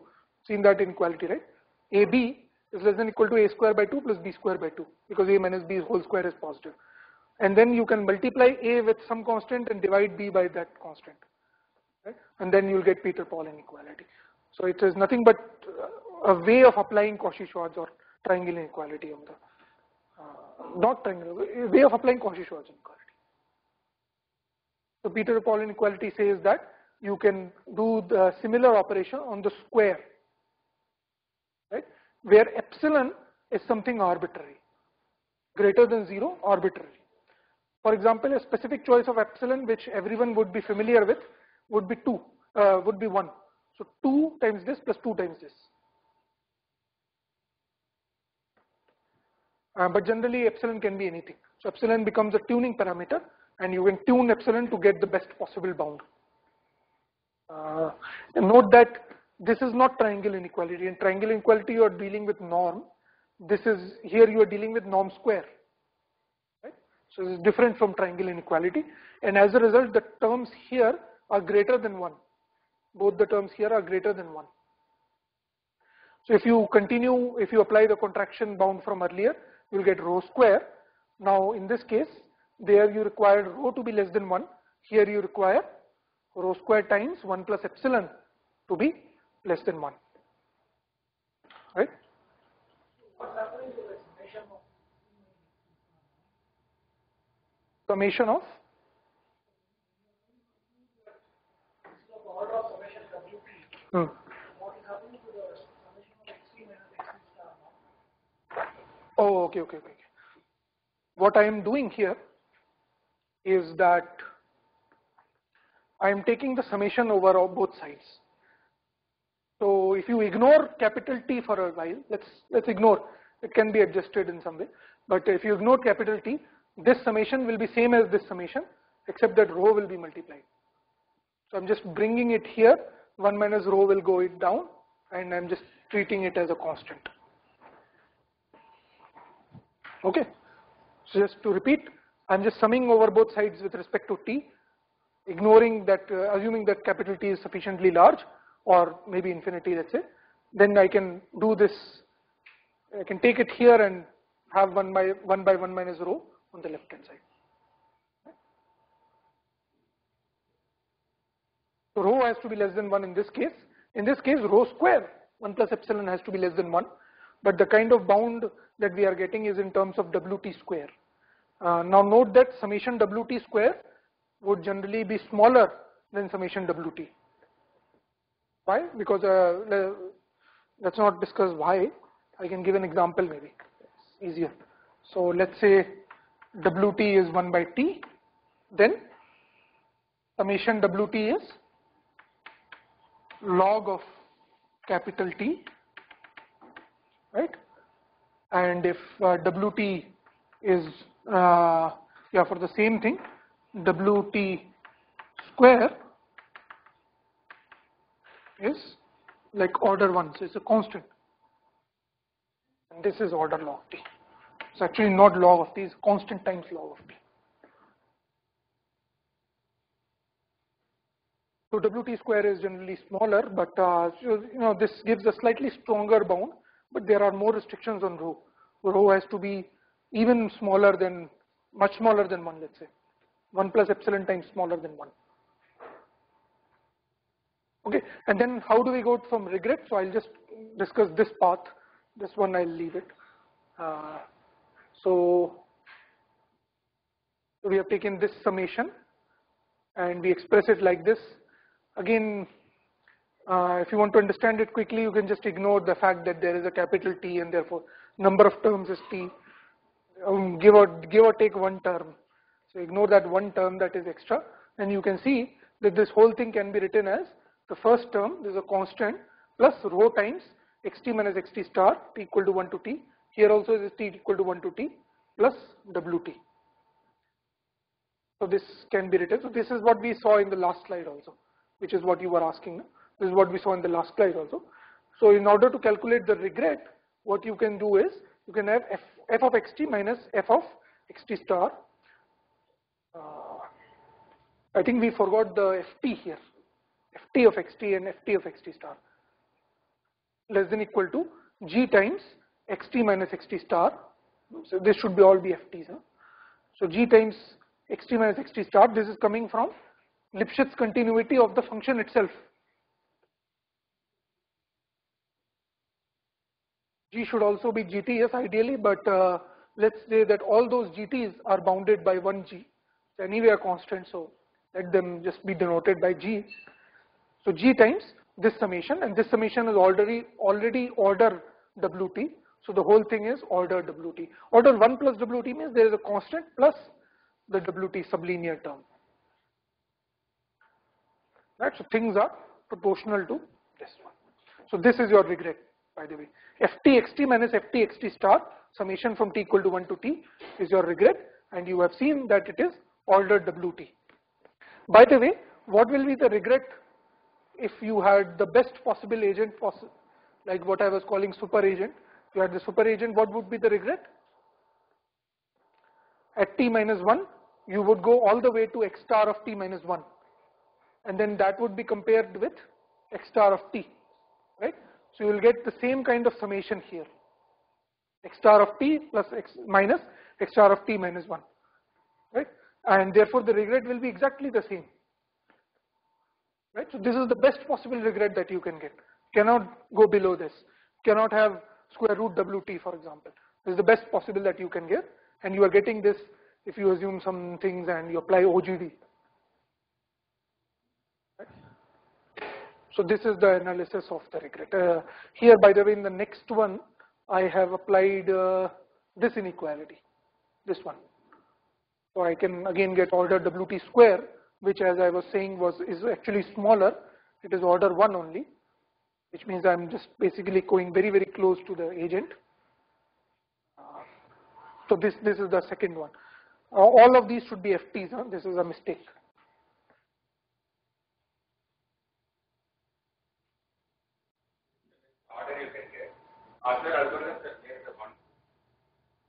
Yeah, constants you can play with, but then again the order will be same. Yeah, correct.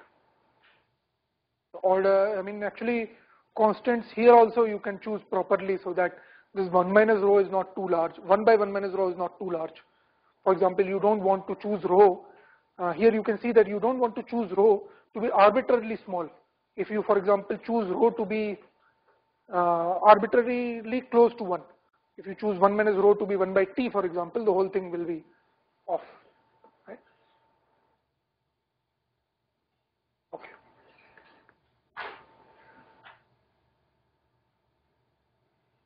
So these are some results that some of them we obtained and some of them other people have obtained. This is the state of the art for all the different cases. So all the people actually do is not try to improve this kind of bounds, but try to find different cases in which this kind of bound do not apply, and then try to improve them.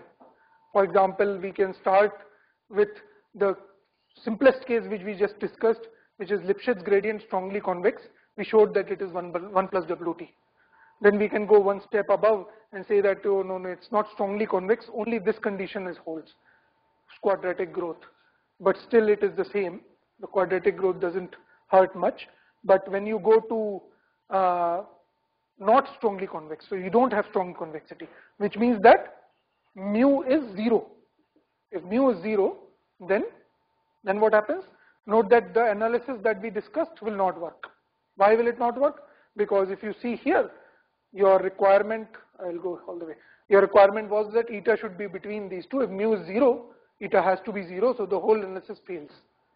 So of course you have to do a completely different analysis, but then and therefore basically you have a slightly worse result, but this is not correct. Huh? I think this we missed. Yes. Yeah, these are all OGD, online gradient descent. It should have been 1 plus WT only, so it still doesn't hurt. Square root T should not be there. I think copied from here, so this square root WT should not be here. So even sacrificing strong convexity does not hurt. However, sacrificing the differentiability does hurt. So if you actually want to apply to non-differentiable functions, then you have square root T into WT. So for example, if WT is log of T, then you have square root T WT, which is square root T log of T. Okay. But these three are same. These three are, by the way, same. This is a mistake. Huh? So all these three are same.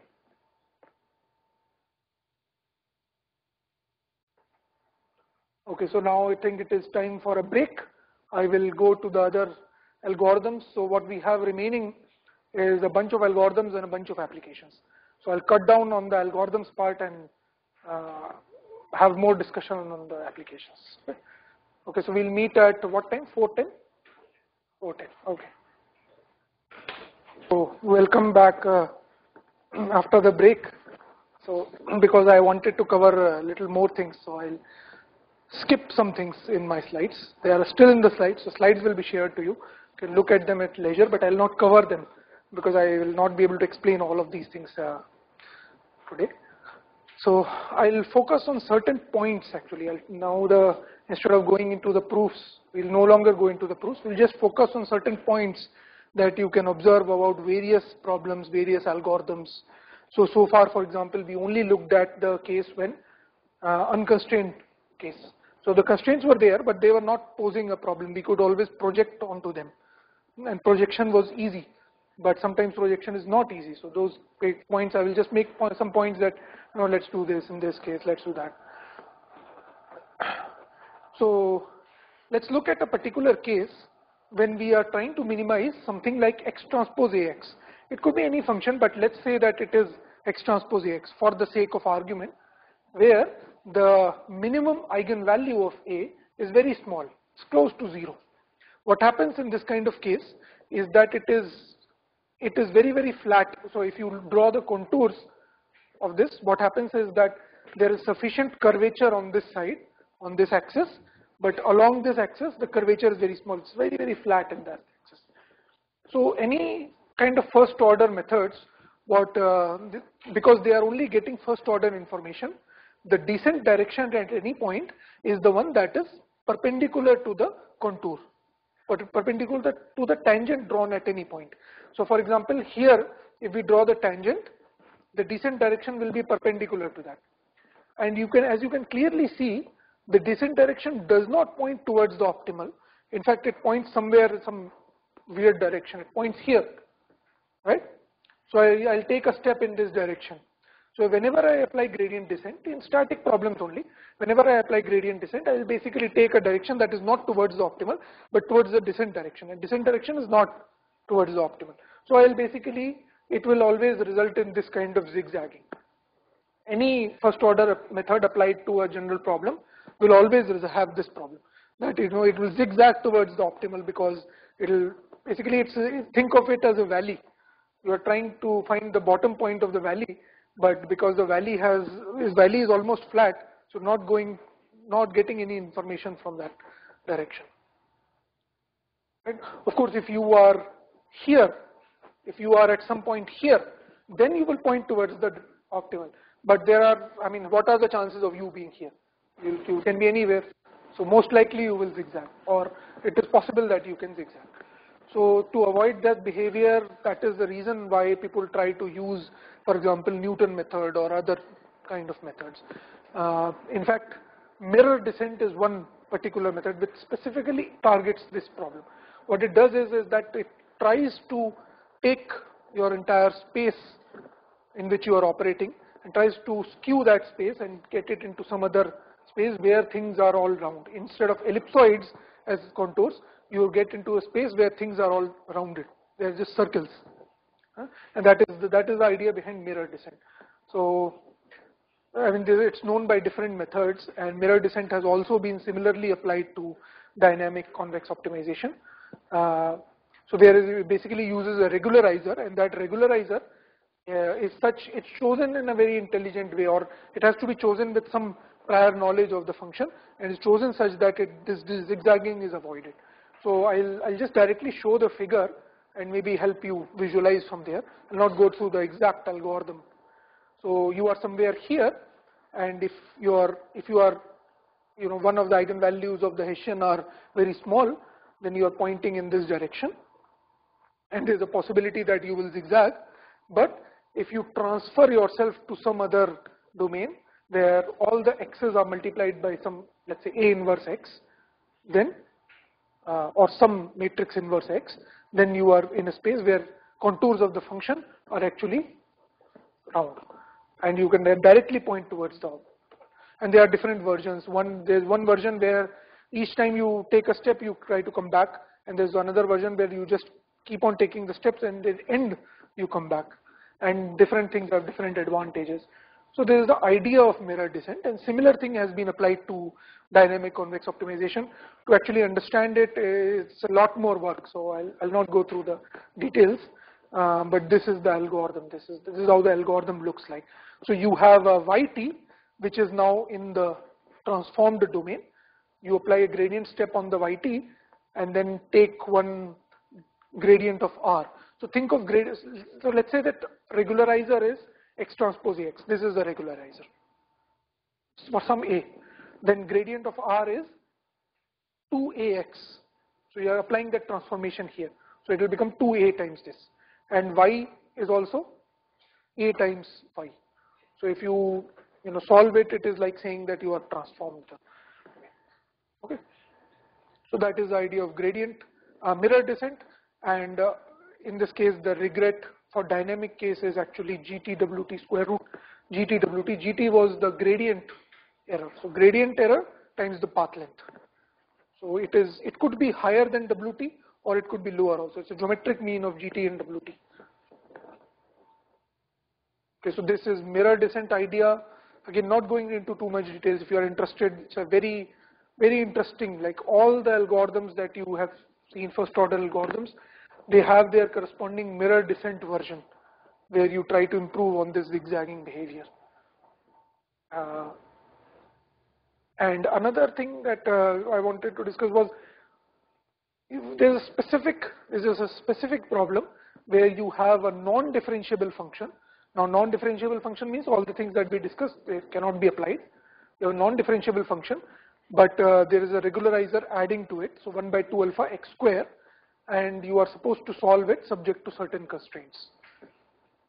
When the constraints are very simple, they are equality constraints, what you can do is, you can actually solve this whole thing in the dual domain. Instead of solving it in the primal domain, you solve it in the dual domain. So if you don't know duality, then you can ignore this part, but if you know, what you have to do is you have to take the Lagrangian, you have to associate some dual variable here, take the Lagrangian, and the dual descent works like this, or dual ascent works like this, that you update lambda, and this xt is calculated like this.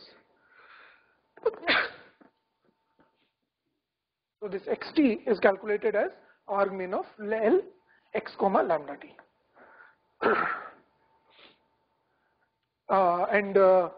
Basically you can solve it using this proximal operator. So sometimes what happens is you have a differentiable, non-differentiable function, taking its subgradient etc. is harder, but solving this problem is oftentimes easier. The canonical example for this is when h is of the form L1 norm of x. If it is L1 norm of x, you have all maybe have seen the L1 norm. If it is L1 norm of this proximal operator is nothing but, it's called soft thresholding. If it is below a certain threshold, you take it to be 0. If it is above a threshold, you just subtract that threshold. It's called soft thresholding operator. It's a very simple operator. So you can apply that here. So this is another idea of doing everything in the dual domain, and we have actually applied it to the problem of matrix completion. So this is where we applied it in the problem of matrix completion. So if you want to complete a matrix, and the matrix itself keeps on varying over time. As the matrix keeps on varying over time, we actually have these kinds of updates. We have a gradient step in the dual dimension, dual domain, and we have a singular value thresholding step. So in L1 norm it is soft thresholding. In the matrix domain it is called singular value thresholding. You do the same operation with the singular value of the matrices. Note that X is not a square matrix, it's a general arbitrary rectangular matrix. Right, so this is the one that we use for tracking moving matrix. So we will discuss this application more in detail. Actually, we have lots of simulations, etc. So Ruchi will discuss this more towards the end. So just an example of doing gradient descent in the dual domain. And another framework is the Newton.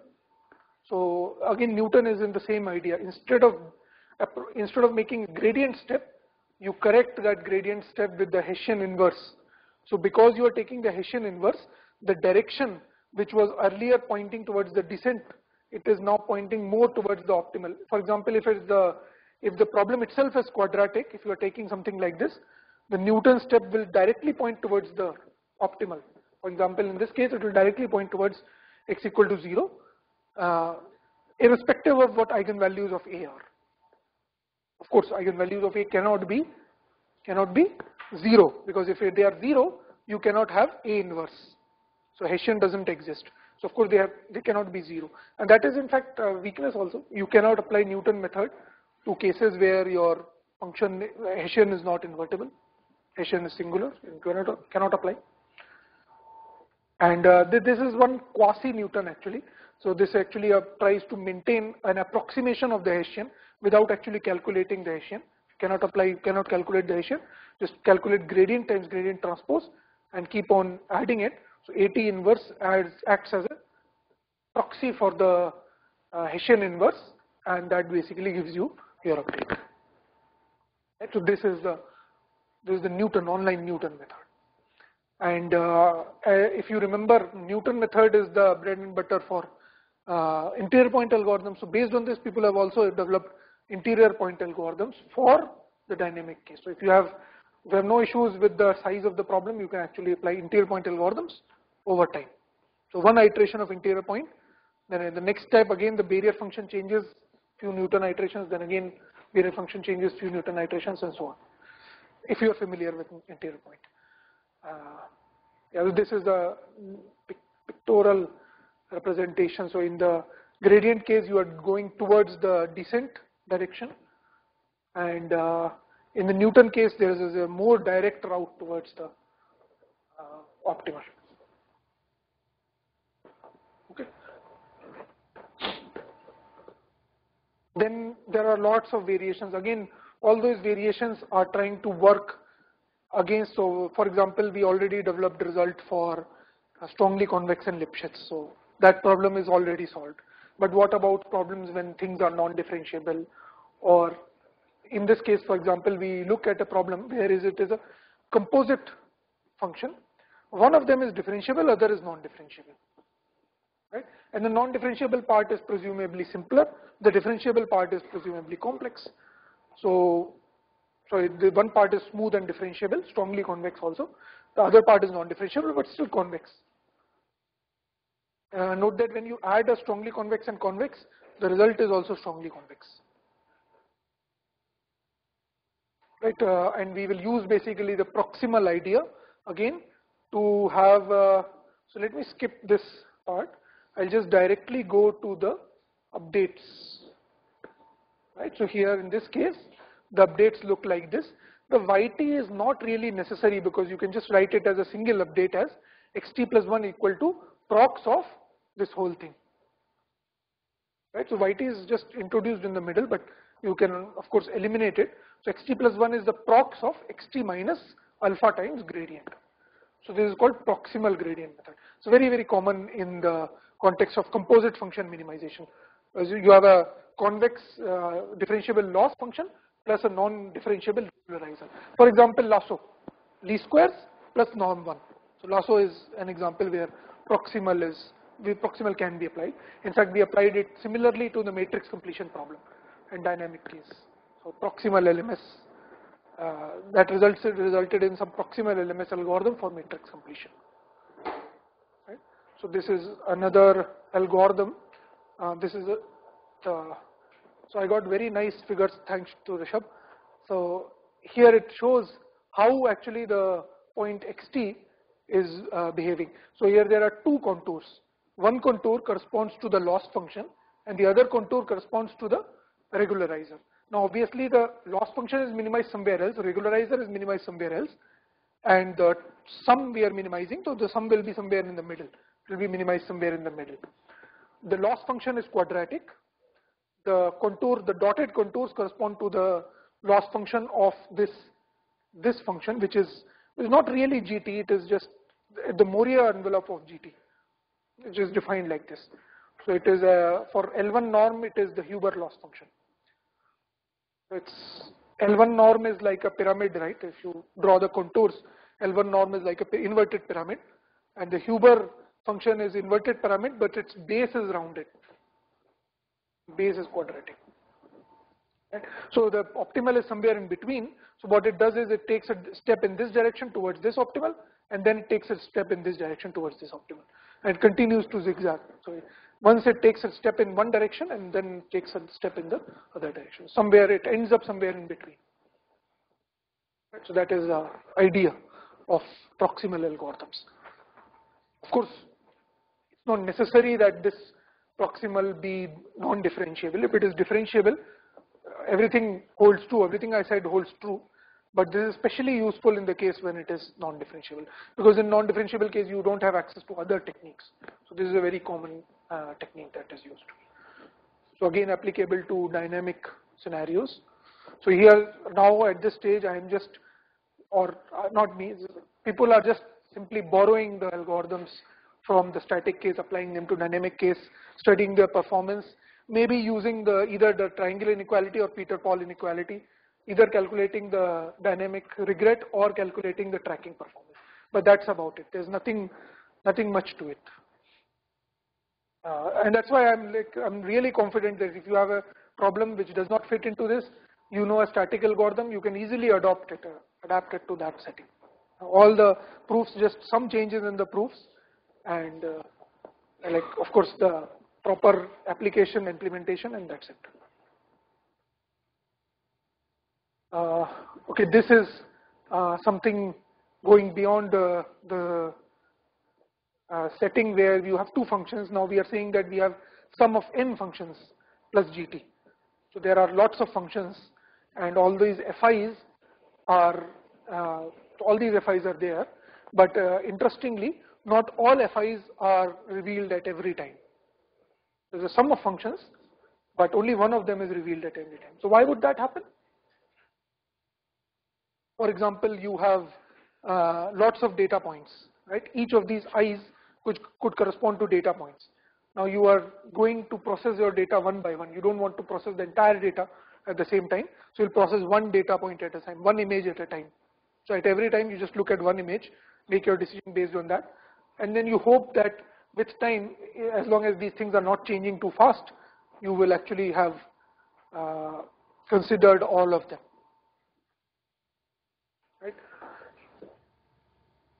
So again, in this case, you are playing with this trade-off of having lower complexity, but also having poorer performance. You have lots of images, you process only one of them at a time, then definitely you are going to have a bad performance. Not going to perform same as a more complicated algorithm. But that is the trade-off that you are willing to, that is the sacrifice that you are willing to make. So here we call it the inexact gradient, because if you take one of these functions and calculate its gradient, it is incorrect, right? So it's not the correct gradient. The correct gradient is the gradient of ht. But what we are considering is gradient of ft and gradient of gt. Only one of the fti's and gradient of gt. So that is inexact, incorrect gradient. So that is an inexact gradient approach. So if you just ignore the top part, this is optimality conditions. So here these are the updates, these are what the updates look like. You can see that they look exactly like the proximal case, except that there is an error term. Where is this error term coming from? Because I don't really know the gradient of ft. I know only gradient of fi of t. And that fi of t, gradient of fi of t can be written as gradient of f of t plus some unknown part, that is the error part. Right? So this is the inexact gradient descent and inexact proximal. So we can basically get, here we can get some dynamic regret results. In fact, one of the very interesting ones is the ADMM. ADMM algorithm, again, everyone uses in the context of static. So this has also been analyzed for the case of dynamic. So you have ft and gt, and you form an augmented Lagrangian and similar kind of updates as the classical ADMM, plus some maybe some augmented terms, x minus xt kind of terms, and essentially they get this tracking error kind of guarantees. This is presented in this paper, non-differentiable time varying optimization. Note that ADMM is not a first order technique anymore. Right? Why is it not first order? Because we are totally minimizing over LT of X. So we are completely minimizing in one dimension, but it is simpler than minimizing over the whole function. Why? Because maybe Ft of X, one of them, with respect to one of them it is simpler, with respect to one of the functions it is simpler than Ft of Y, or it was G plus H, right? So this is minimized over G and this is minimized over H. So individually minimizing them is simpler, but maybe combined minimization was difficult, so that's why you used ADMM. It's not a first order technique. Okay. So this is time varying ADMM.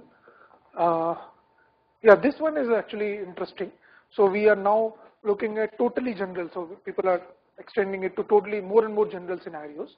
This is a general scenario where you have a constraint also. There's time varying constraint also, and totally general constraint GT of xt less than equal to 0, summation of GT of xt less than equal to 0. Perhaps this problem is too hard because the authors do not consider this problem. They motivate with this problem, but they actually do not consider this problem. Instead, they consider a simpler problem where they say that we'll minimize for each time such that each time the constraint is met. And then we'll calculate what is the total dynamic regret calculated with respect to the objective, and not worry about the constraint, total constraint violation. Just ignore that. So this is a simplification that they make because perhaps this problem is too hard to solve at this stage. But everything is convex. In my whole lecture, everything is convex. No, everything is convex because if it is not convex, I mean, if you have this kind of constraints, if it is not convex, so I mean, whole ball game changes. In the context of unconstrained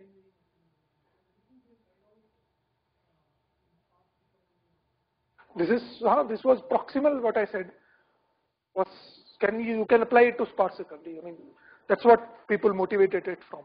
So regularizer, non-differentiable regularizer. The easiest example is L1 norm, which is used for sparse recovery. I think we have one example also. We'll not cover too much detail, but we have an example: dynamic sparse recovery.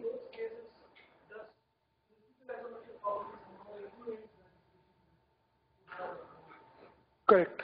So if your matrix is such that it does not, so it is restricted isometry property relates your L1 norm problem with the L0 norm problem, right?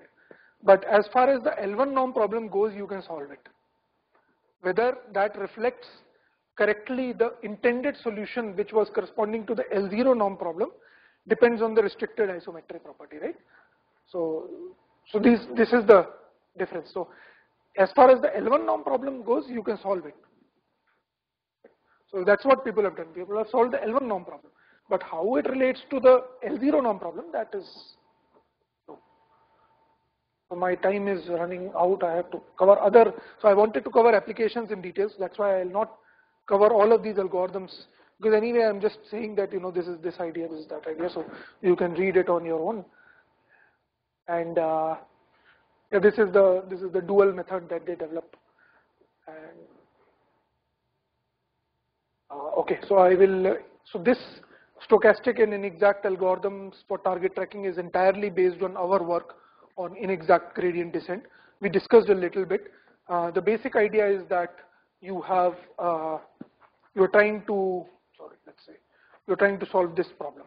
So so the projected version of gradient plus error, and then you have certain restrictions on what the errors can be, how the path length behaves, and you characterize the dynamic regret in this case. Right? So I'll not go through this one in detail. So this is a canonical figure for SGD. Maybe you've seen it. I will, however, discuss the application. So we applied it actually to a very simple multi-agent, multi-target tracking problem. So the idea was that there are multiple robots trying to track multiple targets, but at any time, the robots don't want to be too far from each other. At the same time, they don't want to be too far from the agents. But which robot is targeting which, so there are multiple targets, right? Which agent is targeting which target, or which agent is following which target, that's not clear from the start, right? So the way that, this problem is standard problem from control theory. or robotics. So they formulated it as an optimization problem, and in fact the state of the art for them was that they formulated it as a time varying optimization problem, and then they would solve that using some SOCP or SDP at every time instant. So they'll solve one SDP at every time instant, get the solution using interior point algorithm, and that's their solution. And then next time they'll do all the things again.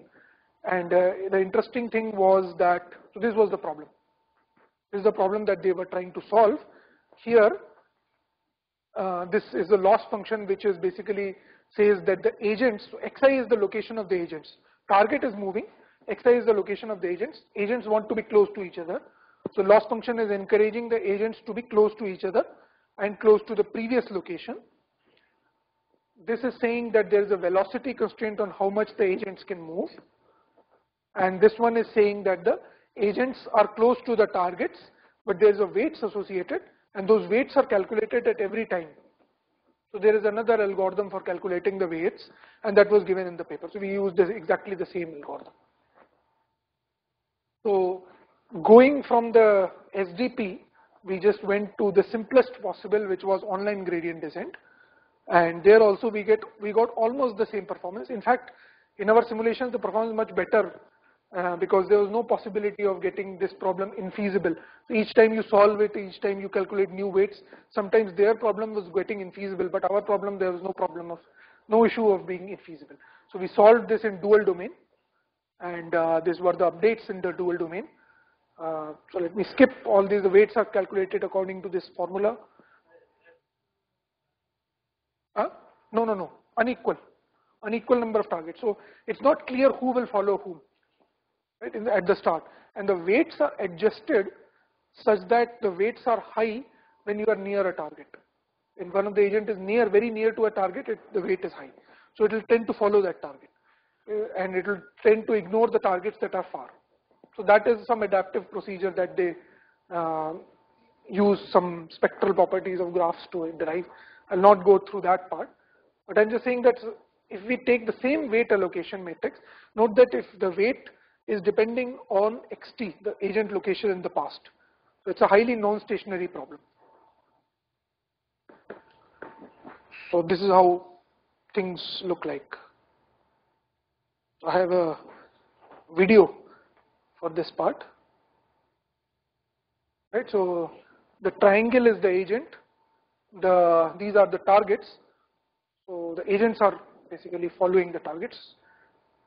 As you can see, as time progresses, the agents start to basically, each of the agents start to go towards a particular target. There can be multiple agents following a target, but there cannot be any target. There cannot be any target that is left out. That was one of the constraints in choice of the weights. So weights are chosen so that none of the targets are left out.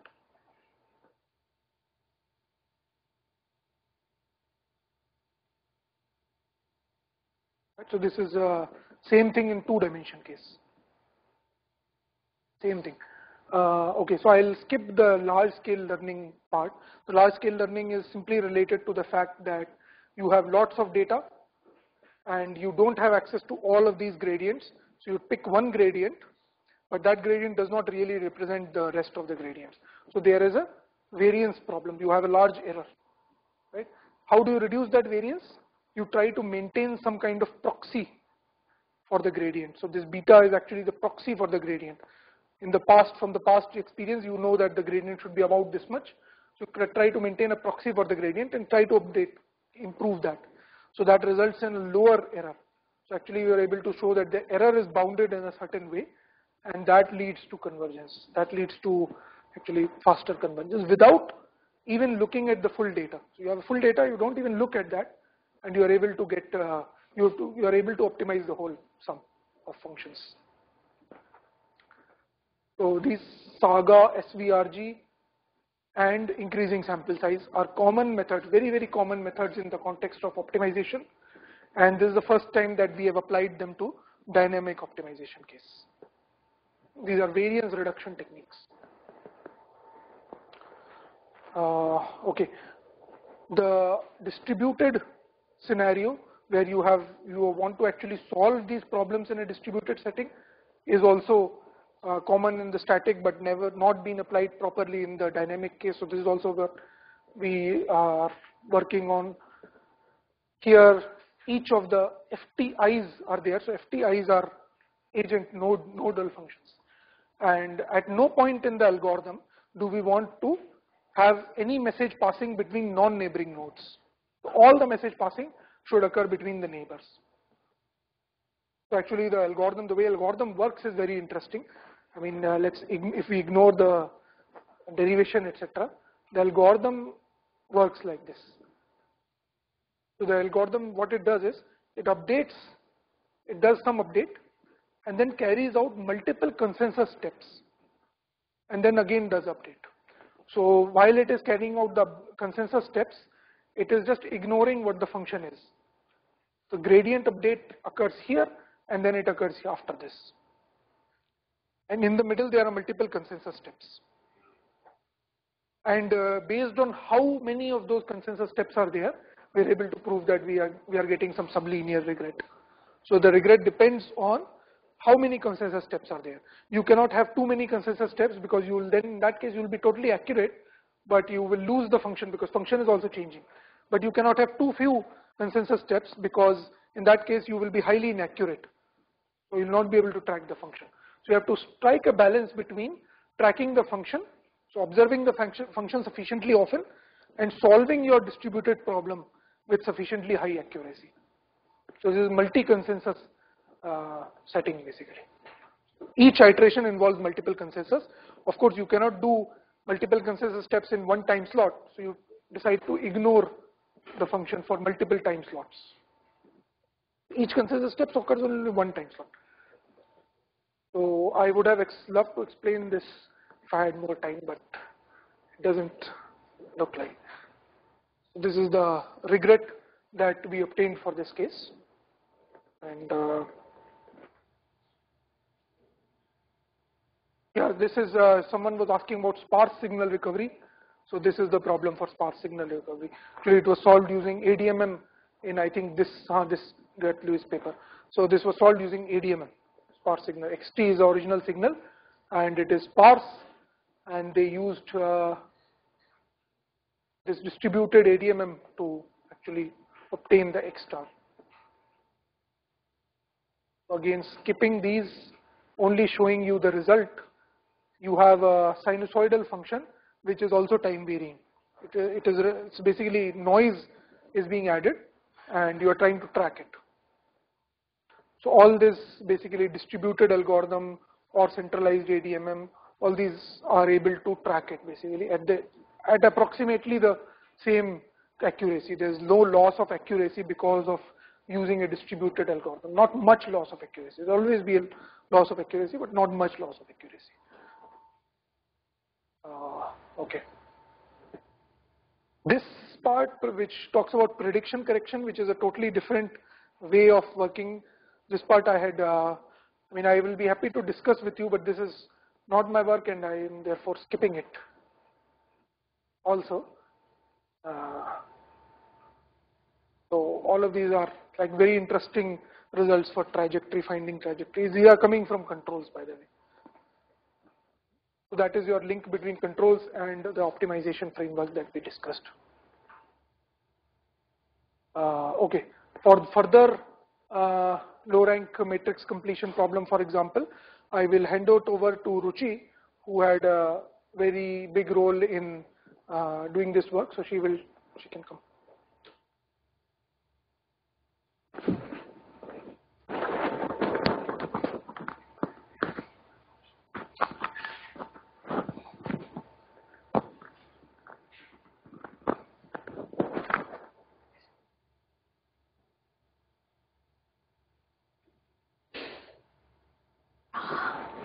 So good evening everyone. So this is one of the many applications that were, this is one of the many applications that sir was telling. So first we will be discussing about adaptive low rank matrix completion. For those of you who are not aware of what is low rank matrix completion, so it is simply you have a matrix which is matrix completion is basically a method which imputes the missing entry into a partially observed matrix. So the problem is written like this.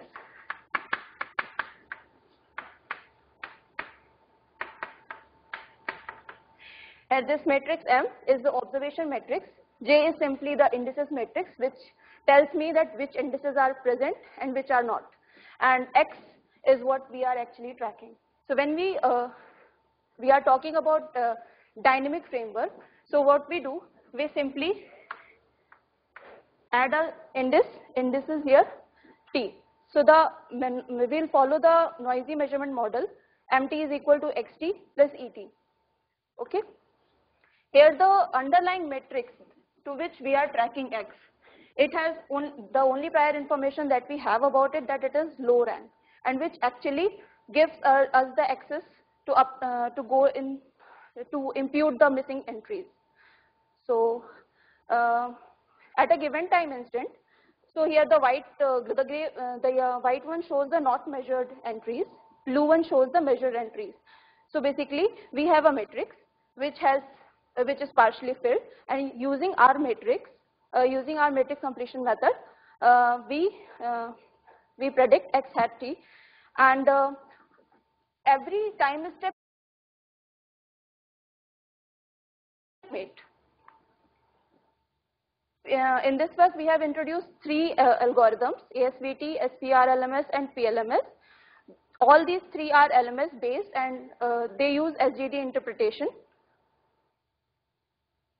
I'll discuss about adaptive singular value thresholding. Our objective is to minimize this function.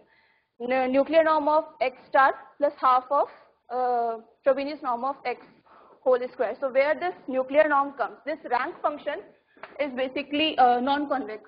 So we take a convex relaxation of this, which is nuclear norm, also known as trace norm. So the problem then becomes that we have to minimize the first part, subject to that whatever entries are observed, they remain the same. And the observation space varies. That suppose I have ijth entry at one time instant, it might happen that I don't have that particular entry at next time instant. So we basically convert this problem into dual space.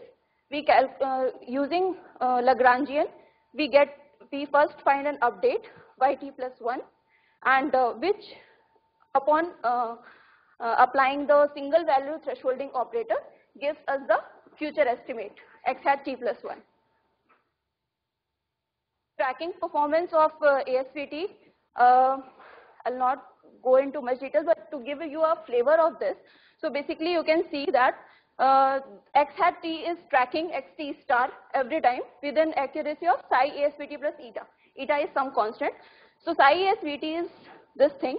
You can see from here, rho being a constant, lambda being a constant, it is constant plus order of 1 upon mu. So this algorithm estimates the matrix, optimal matrix, with an accuracy of order of 1 by mu. So if you remember, sir was mentioning that we cannot choose mu to be very small, and we cannot choose it to be very large also. So this is from where it comes. Next is SVR-LMS. The only difference in between the three algorithms that we have proposed in this paper is that how we choose the loss function and how we take its differential. I forgot to mention, I guess, this nuclear norm is not differentiable. It is convex, but it is not differentiable.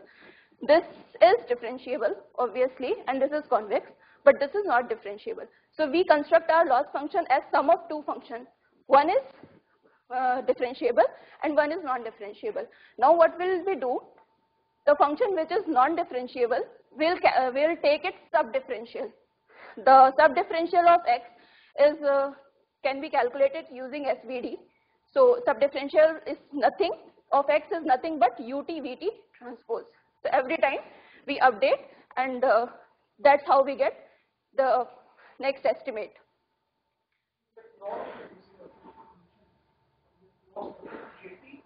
हाँ, yes, yes. यहाँ पे norm square is missing. Yes, sir. So tracking performance of SVR LMS. So that's why we call it singular value regularized LMS. So you can again see here that it is order of 1 upon mu. Yes. O dot. It is entry-wise product. Entry-wise product. That's all. 1-0 matrix. It gives you location every time wherever the entry is present. Measurement is present, it is 1. Measurement is absent, 0. So this is also of order of 1 by mu. Next is proximal LMS. Same loss function. The only thing that's difference is now we have applied proximal method. So we now treated F1x and F2x. Okay? And then what we do, we basically take proximal of the either से भी norm गायब है. We take proximal of F1 with respect to F2. That's all. So the proximal of nuclear norm is singular value thresholding. So that's how we get. This is a single update. The rest of the algorithms, they work in 2 steps. This works only in single step. And the tracking performance, again, we get order of 1 by mu. The only SVR LMS, we get constant plus order of mu. Otherwise, all the algorithms, they go with order of 1 by mu. So this is now coming to the application part. We'll see mobile network localization. So I have, in my simulations, I have considered 50 mobile nodes, which were distributed over 1 cross 1 unit square area. It is in 3-dimensional space, and node evolves according to this model. We have chosen nu to be 0.95, so the variation is there, but it's very slow. It's not very fast, it's not very jumpy. The metric that will tell the performance is relative error. So next will be graphs. So here you can see these 3 are the proposed method. So you can see that over time, the algorithm, they take some time to come to to gain better accuracy. But once it is passed it advances some time, we can see that our algorithms are performing better than the rest of the methods. Here what we did, we till 100th time instant, it was tracking one matrix. At 100th time instant exactly, we changed the matrix abruptly, and so none of the algorithm was able to track it. But within some time instant, say 10 time instant, it was able to track it again. So this is not possible with other static kind of methods. Next is network latency prediction. Most of you will be aware about what is latency. So it is important when we are concerned about speed. So this diagram is at instant t-1, and this diagram shows the prediction at time instant t. So basically what happens, the node 1 probes 2, gets the distance from it and fills the matrix. It is a bidirectional graph, so 2 gets the distance from 1. Similarly, all the blue entries are filled, right? Next time instead, it might be possible that since it is a large network, n cross n, and every time you want to probe, it becomes exhaustive. You cannot probe all the nodes all the time. It will add into traffic. It will cause unnecessary delay also. And it will require additional infrastructure that we do not want to invest in. That's why we apply adaptive matrix completion framework into this. So I download these data were downloaded from AT&T and Keynote website. Over the months, I gave a gap of 15 minutes for every time before downloading the matrix, and it was seen that these matrix keep changing over time. More or less, their rank also keeps varying over time. Our methods were able to track the true matrices in with much better accuracy than the state-of-art methods, as is depicted in diagrams. Next is video denoising. Video is nothing but a sequence of redundant frames. There are lots of redundancy information. If you consider only foreground that is moving, mostly background remains the same, right? So we have a matrix, so we can consider it as a matrix which keeps changing over a time with only very less entries are changing basically, right? So we have considered a 10-second long video, and this shows the performance of our proposed algorithm over truncated nuclear norm method, which was proposed by Yao Hu. So this is the performance comparison. These are the comparison of frames. So the first diagram that represents the original video, we then get corrupted it by noise, random noise, uniformly distributed noise at random places. We choose everything very randomly, and then this C is reconstructed using ASVT, D is SVR-LMS, E is from PLMS, SVR-LMS, and last one is from TNR-ADM. So it will be more clear when you see this video.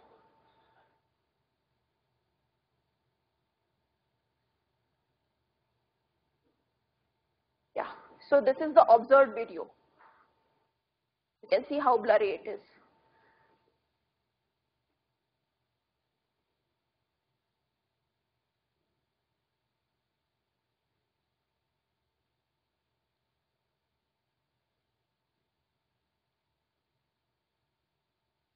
This is when we reconstructed it using ASVT. So you can see that it works. Thank you. Next, I think Amrit will.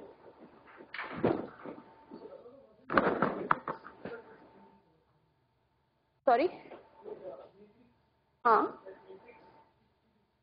It is slightly changing over the time. However, we have bounded how much it can change.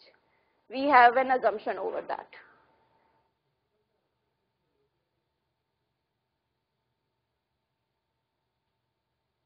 Yeah?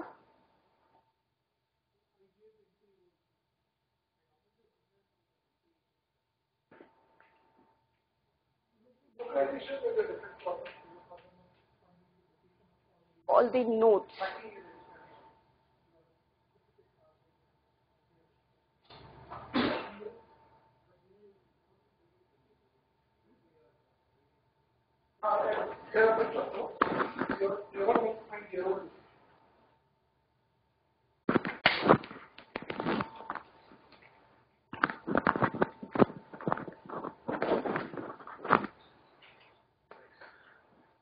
Hello. So good evening everyone. I'm left with only 10 minutes, so pardon me if I bulge out of my time window. So here we are going to discuss the main 3 applications of time varying optimization. The first will be D2D communications, it's device to device communications. The second one is in the area of smart grid, and the third one would be the vision based target localization. So the mathematical formulation of all of the problems I am going to discuss does not exactly falls into the framework of this tutorial, but these problems are very important from the practical perspective, so we are going to discuss this in detail. So the first thing is, consider this a small geographical area where a daily commute user wants to go from this starting and to destination, and you can see that the shortest path is this blue line. And what we propose is, nowadays data connectivity is important for commuting users, as day by day internet use is increasing and every application wants the data connectivity. And we proposed, and there is a Wi-Fi hotspot on other path, and if a user can take this path, then he can get a better data connectivity than following his usual path. But he has to give the freedom, or like he should be willing to increase his commuting time, because if he takes a detour, then his time to reach the destination will increase. But we say that if you allow us, like if the user can allow an increase in his commuting time, then he can get a better data rate or better download rate from the hotspot. So that is the whole idea. So the goal is, and we associate a particular utility function with the user, and the goal is to maximize the utility of the user. And utility means like either the distance to the hotspot or the data rate of the user, right? And the most important constraint which we want to satisfy is that users should be able to reach the destination. It shouldn't happen that you increase the commute time by a large amount and user is not able to reach the destination. Then it doesn't make sense to even if you get the data connectivity, you are not able to reach the destination. So that doesn't make sense. So that is the whole idea of this problem formulation.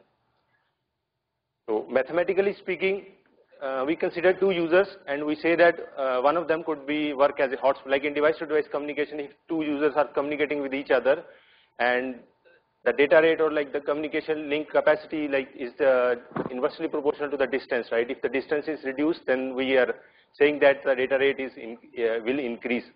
So the utility function is associated with the distance between the two users on this geography. There are only single user represented, but you can consider two users. And the problem is a capital TI instance, time instance problem. So each user has some particular instance of like predefined time intervals. Okay, in this TI, T1, T2 time, I want to reach my destination, right? And then the constraints are the very intuitive constraint is each user has its own starting point and each user has its own destination point, right? And this delta is the extra time we say that if you allow us, or if you allow that you can take this more time to reach your destination and you will get benefit in terms of data rate. And there is a constraint on the velocity of each user that is imposed through this equation. And currently in this formulation there are only two users, that's why this I is only 1 and 2. And this is another convex constraint which could consider the other constraint that the user can only move in a particular geographical area, or the other things you can impose in this formulation using this general convex constraint, convex set. No, I am just considering the framework. Consider it like this: one user is working as a hotspot for the other user, right? So then there is a communication between them. Device to device thing. So one user is providing the service to the other, something like that. No. Actually, we are covering all the possible cases. Both of them could be time varying. One could be static, the other could be time varying. Actually, this figure means you can consider this hotspot as another user which is static, right? And the other second user is moving. So this is the simplest possible fixed hotspot case. In this case, the second user is fixed, but the one is moving. It could happen that your hotspot is also moving. In which case, we also provide the hotspot. We turn our hotspot on, right, for the other user. Nowadays we do that, but it will cover that formulation also. So in literature or in control theory, the standard way to solve this optimization problem is using model predictive control. What they do in this, we don't know the future, that is fine, but at least at any instant time of t, which is between 1 and capital T, we know the past, past information, right? So we can solve we can consider a full problem, we can solve the full optimization problem, but the point is, and considering that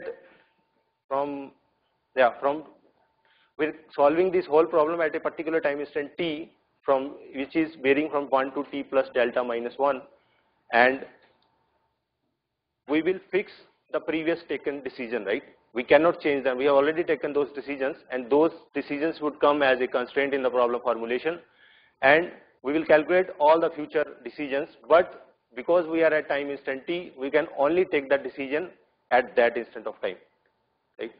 So this is that is what is going on in this model predictive control, and this works really well. Means even the complexity is higher, so you have to solve the full optimization problem at each time instance. But later I will show in the simulation that the performance of the algorithm is really good. But we want to propose in this work an online algorithm. Online means at each instant of time you only have the information of that particular instant, no future, no past. So that is what an exactly online algorithm means. And to propose that algorithm, we consider this general optimization problem where you can see that we have relaxed the starting and the destination constraints, but later we will show that those constraints would work as an implicit constraint, and at the end they are satisfied. So you just consider this general optimization problem of capital T time instances where this velocity constraint is imposed, or in general setting I could say that there is a coupling between the each of the two time instance from t equal to 1 to and t capital T, right? Yeah. So, and where for our formulation and our objective function is some lambda t, here is a weight vector for each instant of t, and it is a bit tricky to tune this lambda factor, but we will show in the simulation that we have found a lambda for which it performs really well. And it is really sensitive to this tuning parameter. So this is like lambda times xt and distance to the other user. Other user I am not denoting by x2, and I dropped the notation for the one user, so just kept it like x of t. And it is like, and the constraint to the to reach the distance is actually comes as a relaxed version in the objective function now. And so this is what generally in some optimization formulations we do, that we put the constraint with some weight factor into the objective functions. We, kind of intuition from Lagrangian, right? In Lagrangian we do the same. And just by expanding you can get that you can write the same thing in this squared form, where this scripted LT is defined like this. So we propose this, as the whole tutorial was mainly focused on online gradient descent algorithm. We also propose a similar kind of algorithm to solve this problem. And considering the definition of this regret, which we all of us we have considered that this is an offline and this is an online, and one can see, I guess, this is the same only definition. And the sequence of x OT, which we, from the algorithm we propose, we say that this sequence adheres to this regret bound, which is sublinear if this S start capital T is sublinear, which is nothing but the path length in this case, right? So, which was WT in the tutorial slides. So that is what the whole thing is going on. The same thing, same bounds, but a new algorithm for a new problem. So these are the simulation results, and here you can see that this is the starting position of one user and this is the starting position of other user, and this is the destination of say user 2 and this is the destination of user 1. If you don't apply this algorithm, then directly what you will do is you just directly go straight from S1 to D1 and from S2 to D2. But using this formulation you can see that as we go on increasing our delta, or user allows more and more delay, they are going to become closer and closer. But one more thing, you can see that after some range, even if you increase your delta, that won't help. They just like come closer, go along with, and they go apart. So that is the whole formulation. And this is the comparison of the offline benchmark and direct path and what the performance we achieve from the MPC algorithm. Offline benchmark means you directly solve the optimization problem 1, considering you have all the information about the future and everything is in place at one place, and you apply any interior point method, you like using CVX, you can solve that problem, and this blue curve is the solution of that, and this red one is the solution of MPC. You can see that MPC performs really well as compared to offline benchmark. There are no units. This is some meters, I guess. I forgot to mention, but in this, like, I could say it could be like independent of the units also, right? Means, yeah, here in terms of geographical area, it is in terms of meters only. Like you have the axis locations of everything, right? You can calculate the distance.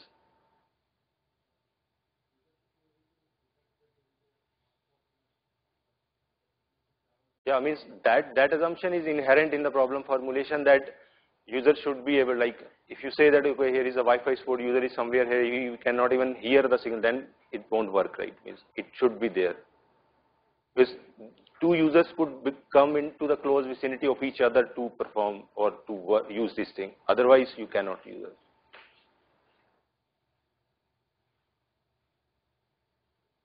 So this is the performance of the proposed algorithm, and when the other user is moving exogenously, means we don't know any information about the other user, how the other user doesn't follow any particular pattern, or it is not fixed, it is just moving in this way, and this is the starting position of the user, and this is the destination, and this is the performance of the different algorithms. And this red one is the online proposed. So this was device-to-device communication time varying optimization. And the second is we apply the similar kind of algorithms for online energy management in smart grid. So for this, first of all is what is smart grid?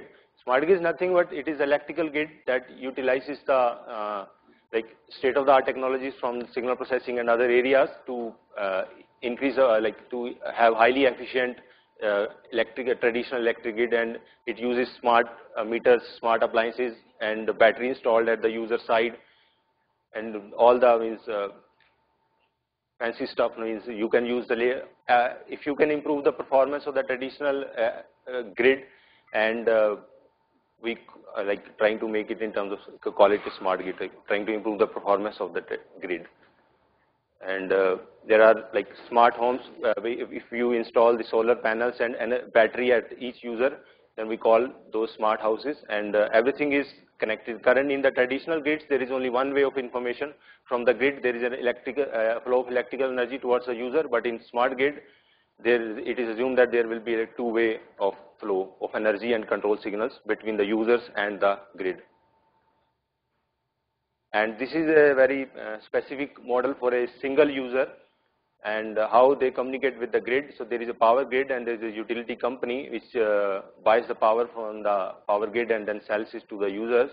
And user is connected to the utility company, and each user is equipped with the smart meter and battery, solar power, and there are loads at the user side. And there is a controller which can control the behavior of charging, discharging behavior of the battery, or utilizing the energy generated to the solar panel and switching on and off the load at the user side. And there could be, like nowadays, there is a proposal that there could be huge batteries installed at the utility side only. So they can like use these batteries when there is no power from the grid, or like in terms of blackouts or something, they can use those things. So for the problem formulation, the time is divided into slots, and at each time instant t, each customer has a knowledge of price, which will be broadcasted by the utility company, and state of charge of the battery means how much energy is left in the battery, so that the user is willing to use that energy or not, and the load demand at that instant of time. The load demand means how much load user wants to consume at that particular instant of time. So based on these three parameters, we intend to decide whether we want to charge or discharge the battery, right? Because intuitively it makes sense when the price from the grid is higher. If you have the energy, then you discharge your battery. You don't have to pay anything to the grid at that instant of time. And when the price from the grid is lower, then you charge your battery so that later on you can use when the price will be higher. So just to reduce your cost in total. And the standard constraints means for the battery comes out to be like there will be a maximum rate of charge and discharge for the battery, and maximum and minimum state of charge of the battery that should be practically satisfied. So this is the problem formulation, and the first part is the cost, and the second is regularizer. And this constraint means that over the time instant of capital T, the net charge discharge to the battery is 0, and xt is actually the charge discharge toward the battery. How much energy you charge or discharge from the battery. If it is positive, you charge. If it is negative, you discharge, and you sum it up over the capital time instant of t time instance. Then we hope that it should be equal to 0. So net charge discharge is 0 for the battery. So this is our time varying optimization, constraint time varying optimization problem, which we want to solve in an online manner. So we want an online algorithm to solve this problem. So standard way, as I discussed in the motivation for non-online dual descent, we wrote the Lagrangian for the problem, and this we use actually the incremental dual updates, which was not actually discussed in the tutorial, but the idea is means it is nothing but the OGD but applied in an incremental way. At least you calculate the gradient for the whole and then apply it one by one, because it is a time series type of thing. So you solve, this is the dual update, and this is the primal update. As you can see that here in this practical problem, this lambda actually represents the charge discharge price to charge discharge the battery, and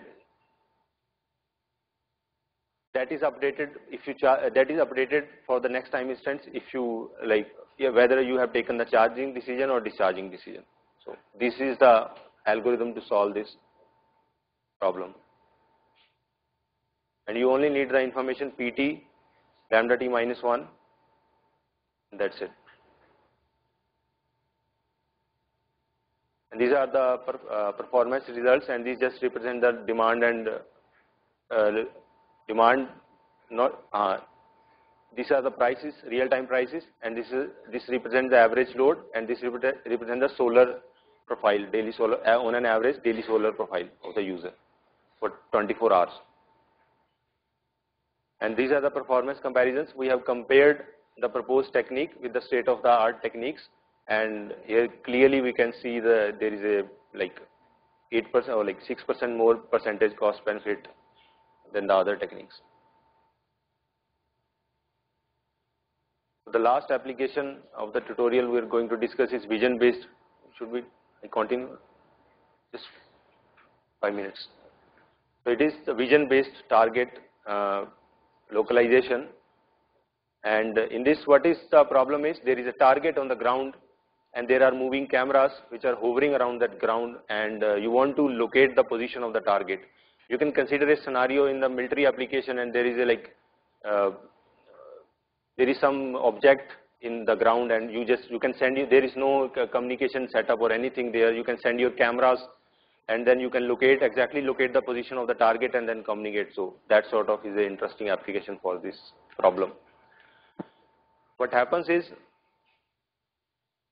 this is a three-dimensional plane, and in these 3 dimensions, each camera has a particular location, right, and a direction.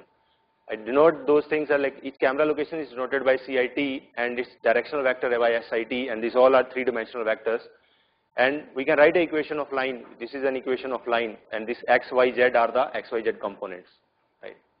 And then each camera has a point and a direction, so you can draw a line, and you can draw a perpendicular from the target to that line, right?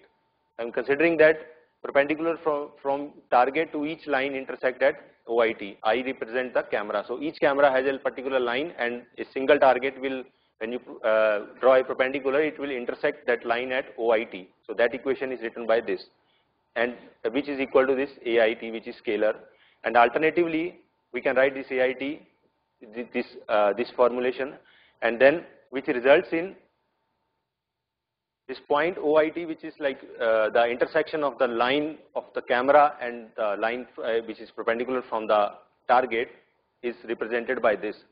So in the formulation, what would happen is you would like to minimize those perpendiculars to locate the target, right? So it is like this. Means if this here is the target and here are the lines and here are the perpendicular distances. So if you can minimize these distances, then you will be able to locate the target exactly. So that is what we formulate in the problem.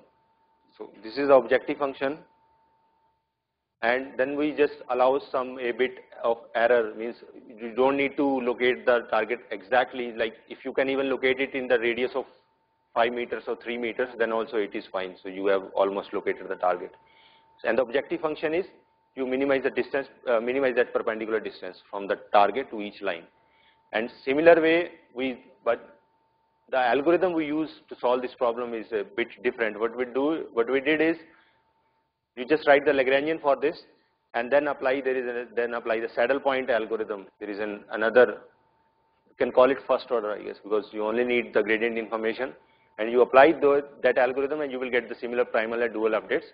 And the interesting part is that this algorithm is decentralized, and also for this problem we have proposed asynchronous version, and this updates includes this tau IT, which represents the delay, which means that those cameras can communicate with each other with a delay. Means they don't need to work in a synchronous manner, which is motivation in practical cases. Like each camera you cannot expect that all of them are capturing the pictures and then communicating with each other at a particular instant of time. They can do it in a synchronous manner.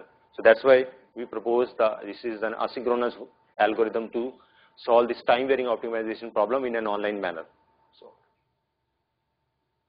these are the results we get in terms of regrade, and there is another metric we defined, means how different these estimates at each cameras are of the target location, which we call as a network discrepancy. And you can see that as time tends, they are reducing, or like as t, the regret and the network discrepancy are sublinear, and as t tends to infinity, 1 by t of regret goes to 0 and 1 by t of network discrepancy will go to 0. And these are different synchronous version, asynchronous version, and SGD means it is not distributed version, you use all the information at the same time, patch gradient function.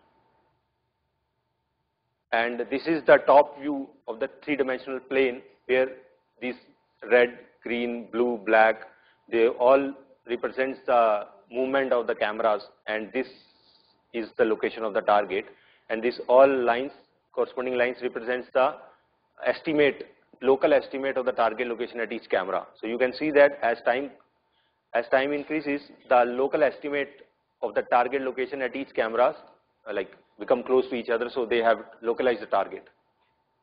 And these are the, like when you, like the camera is hovering, camera cannot stay at one position, right? So that is what we take into account, and that makes a problem time varying. So thank you very much. Oh, sorry.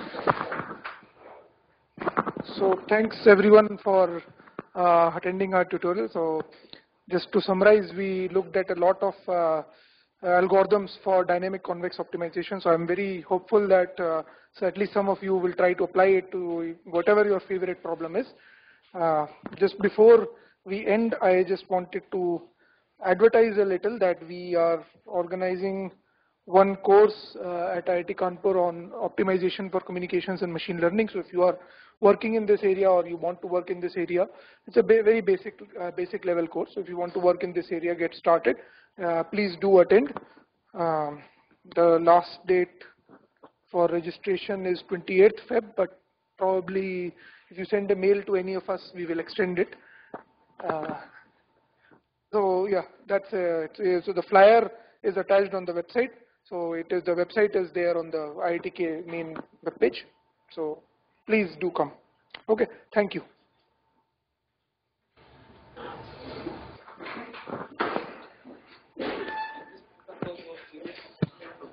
One minute.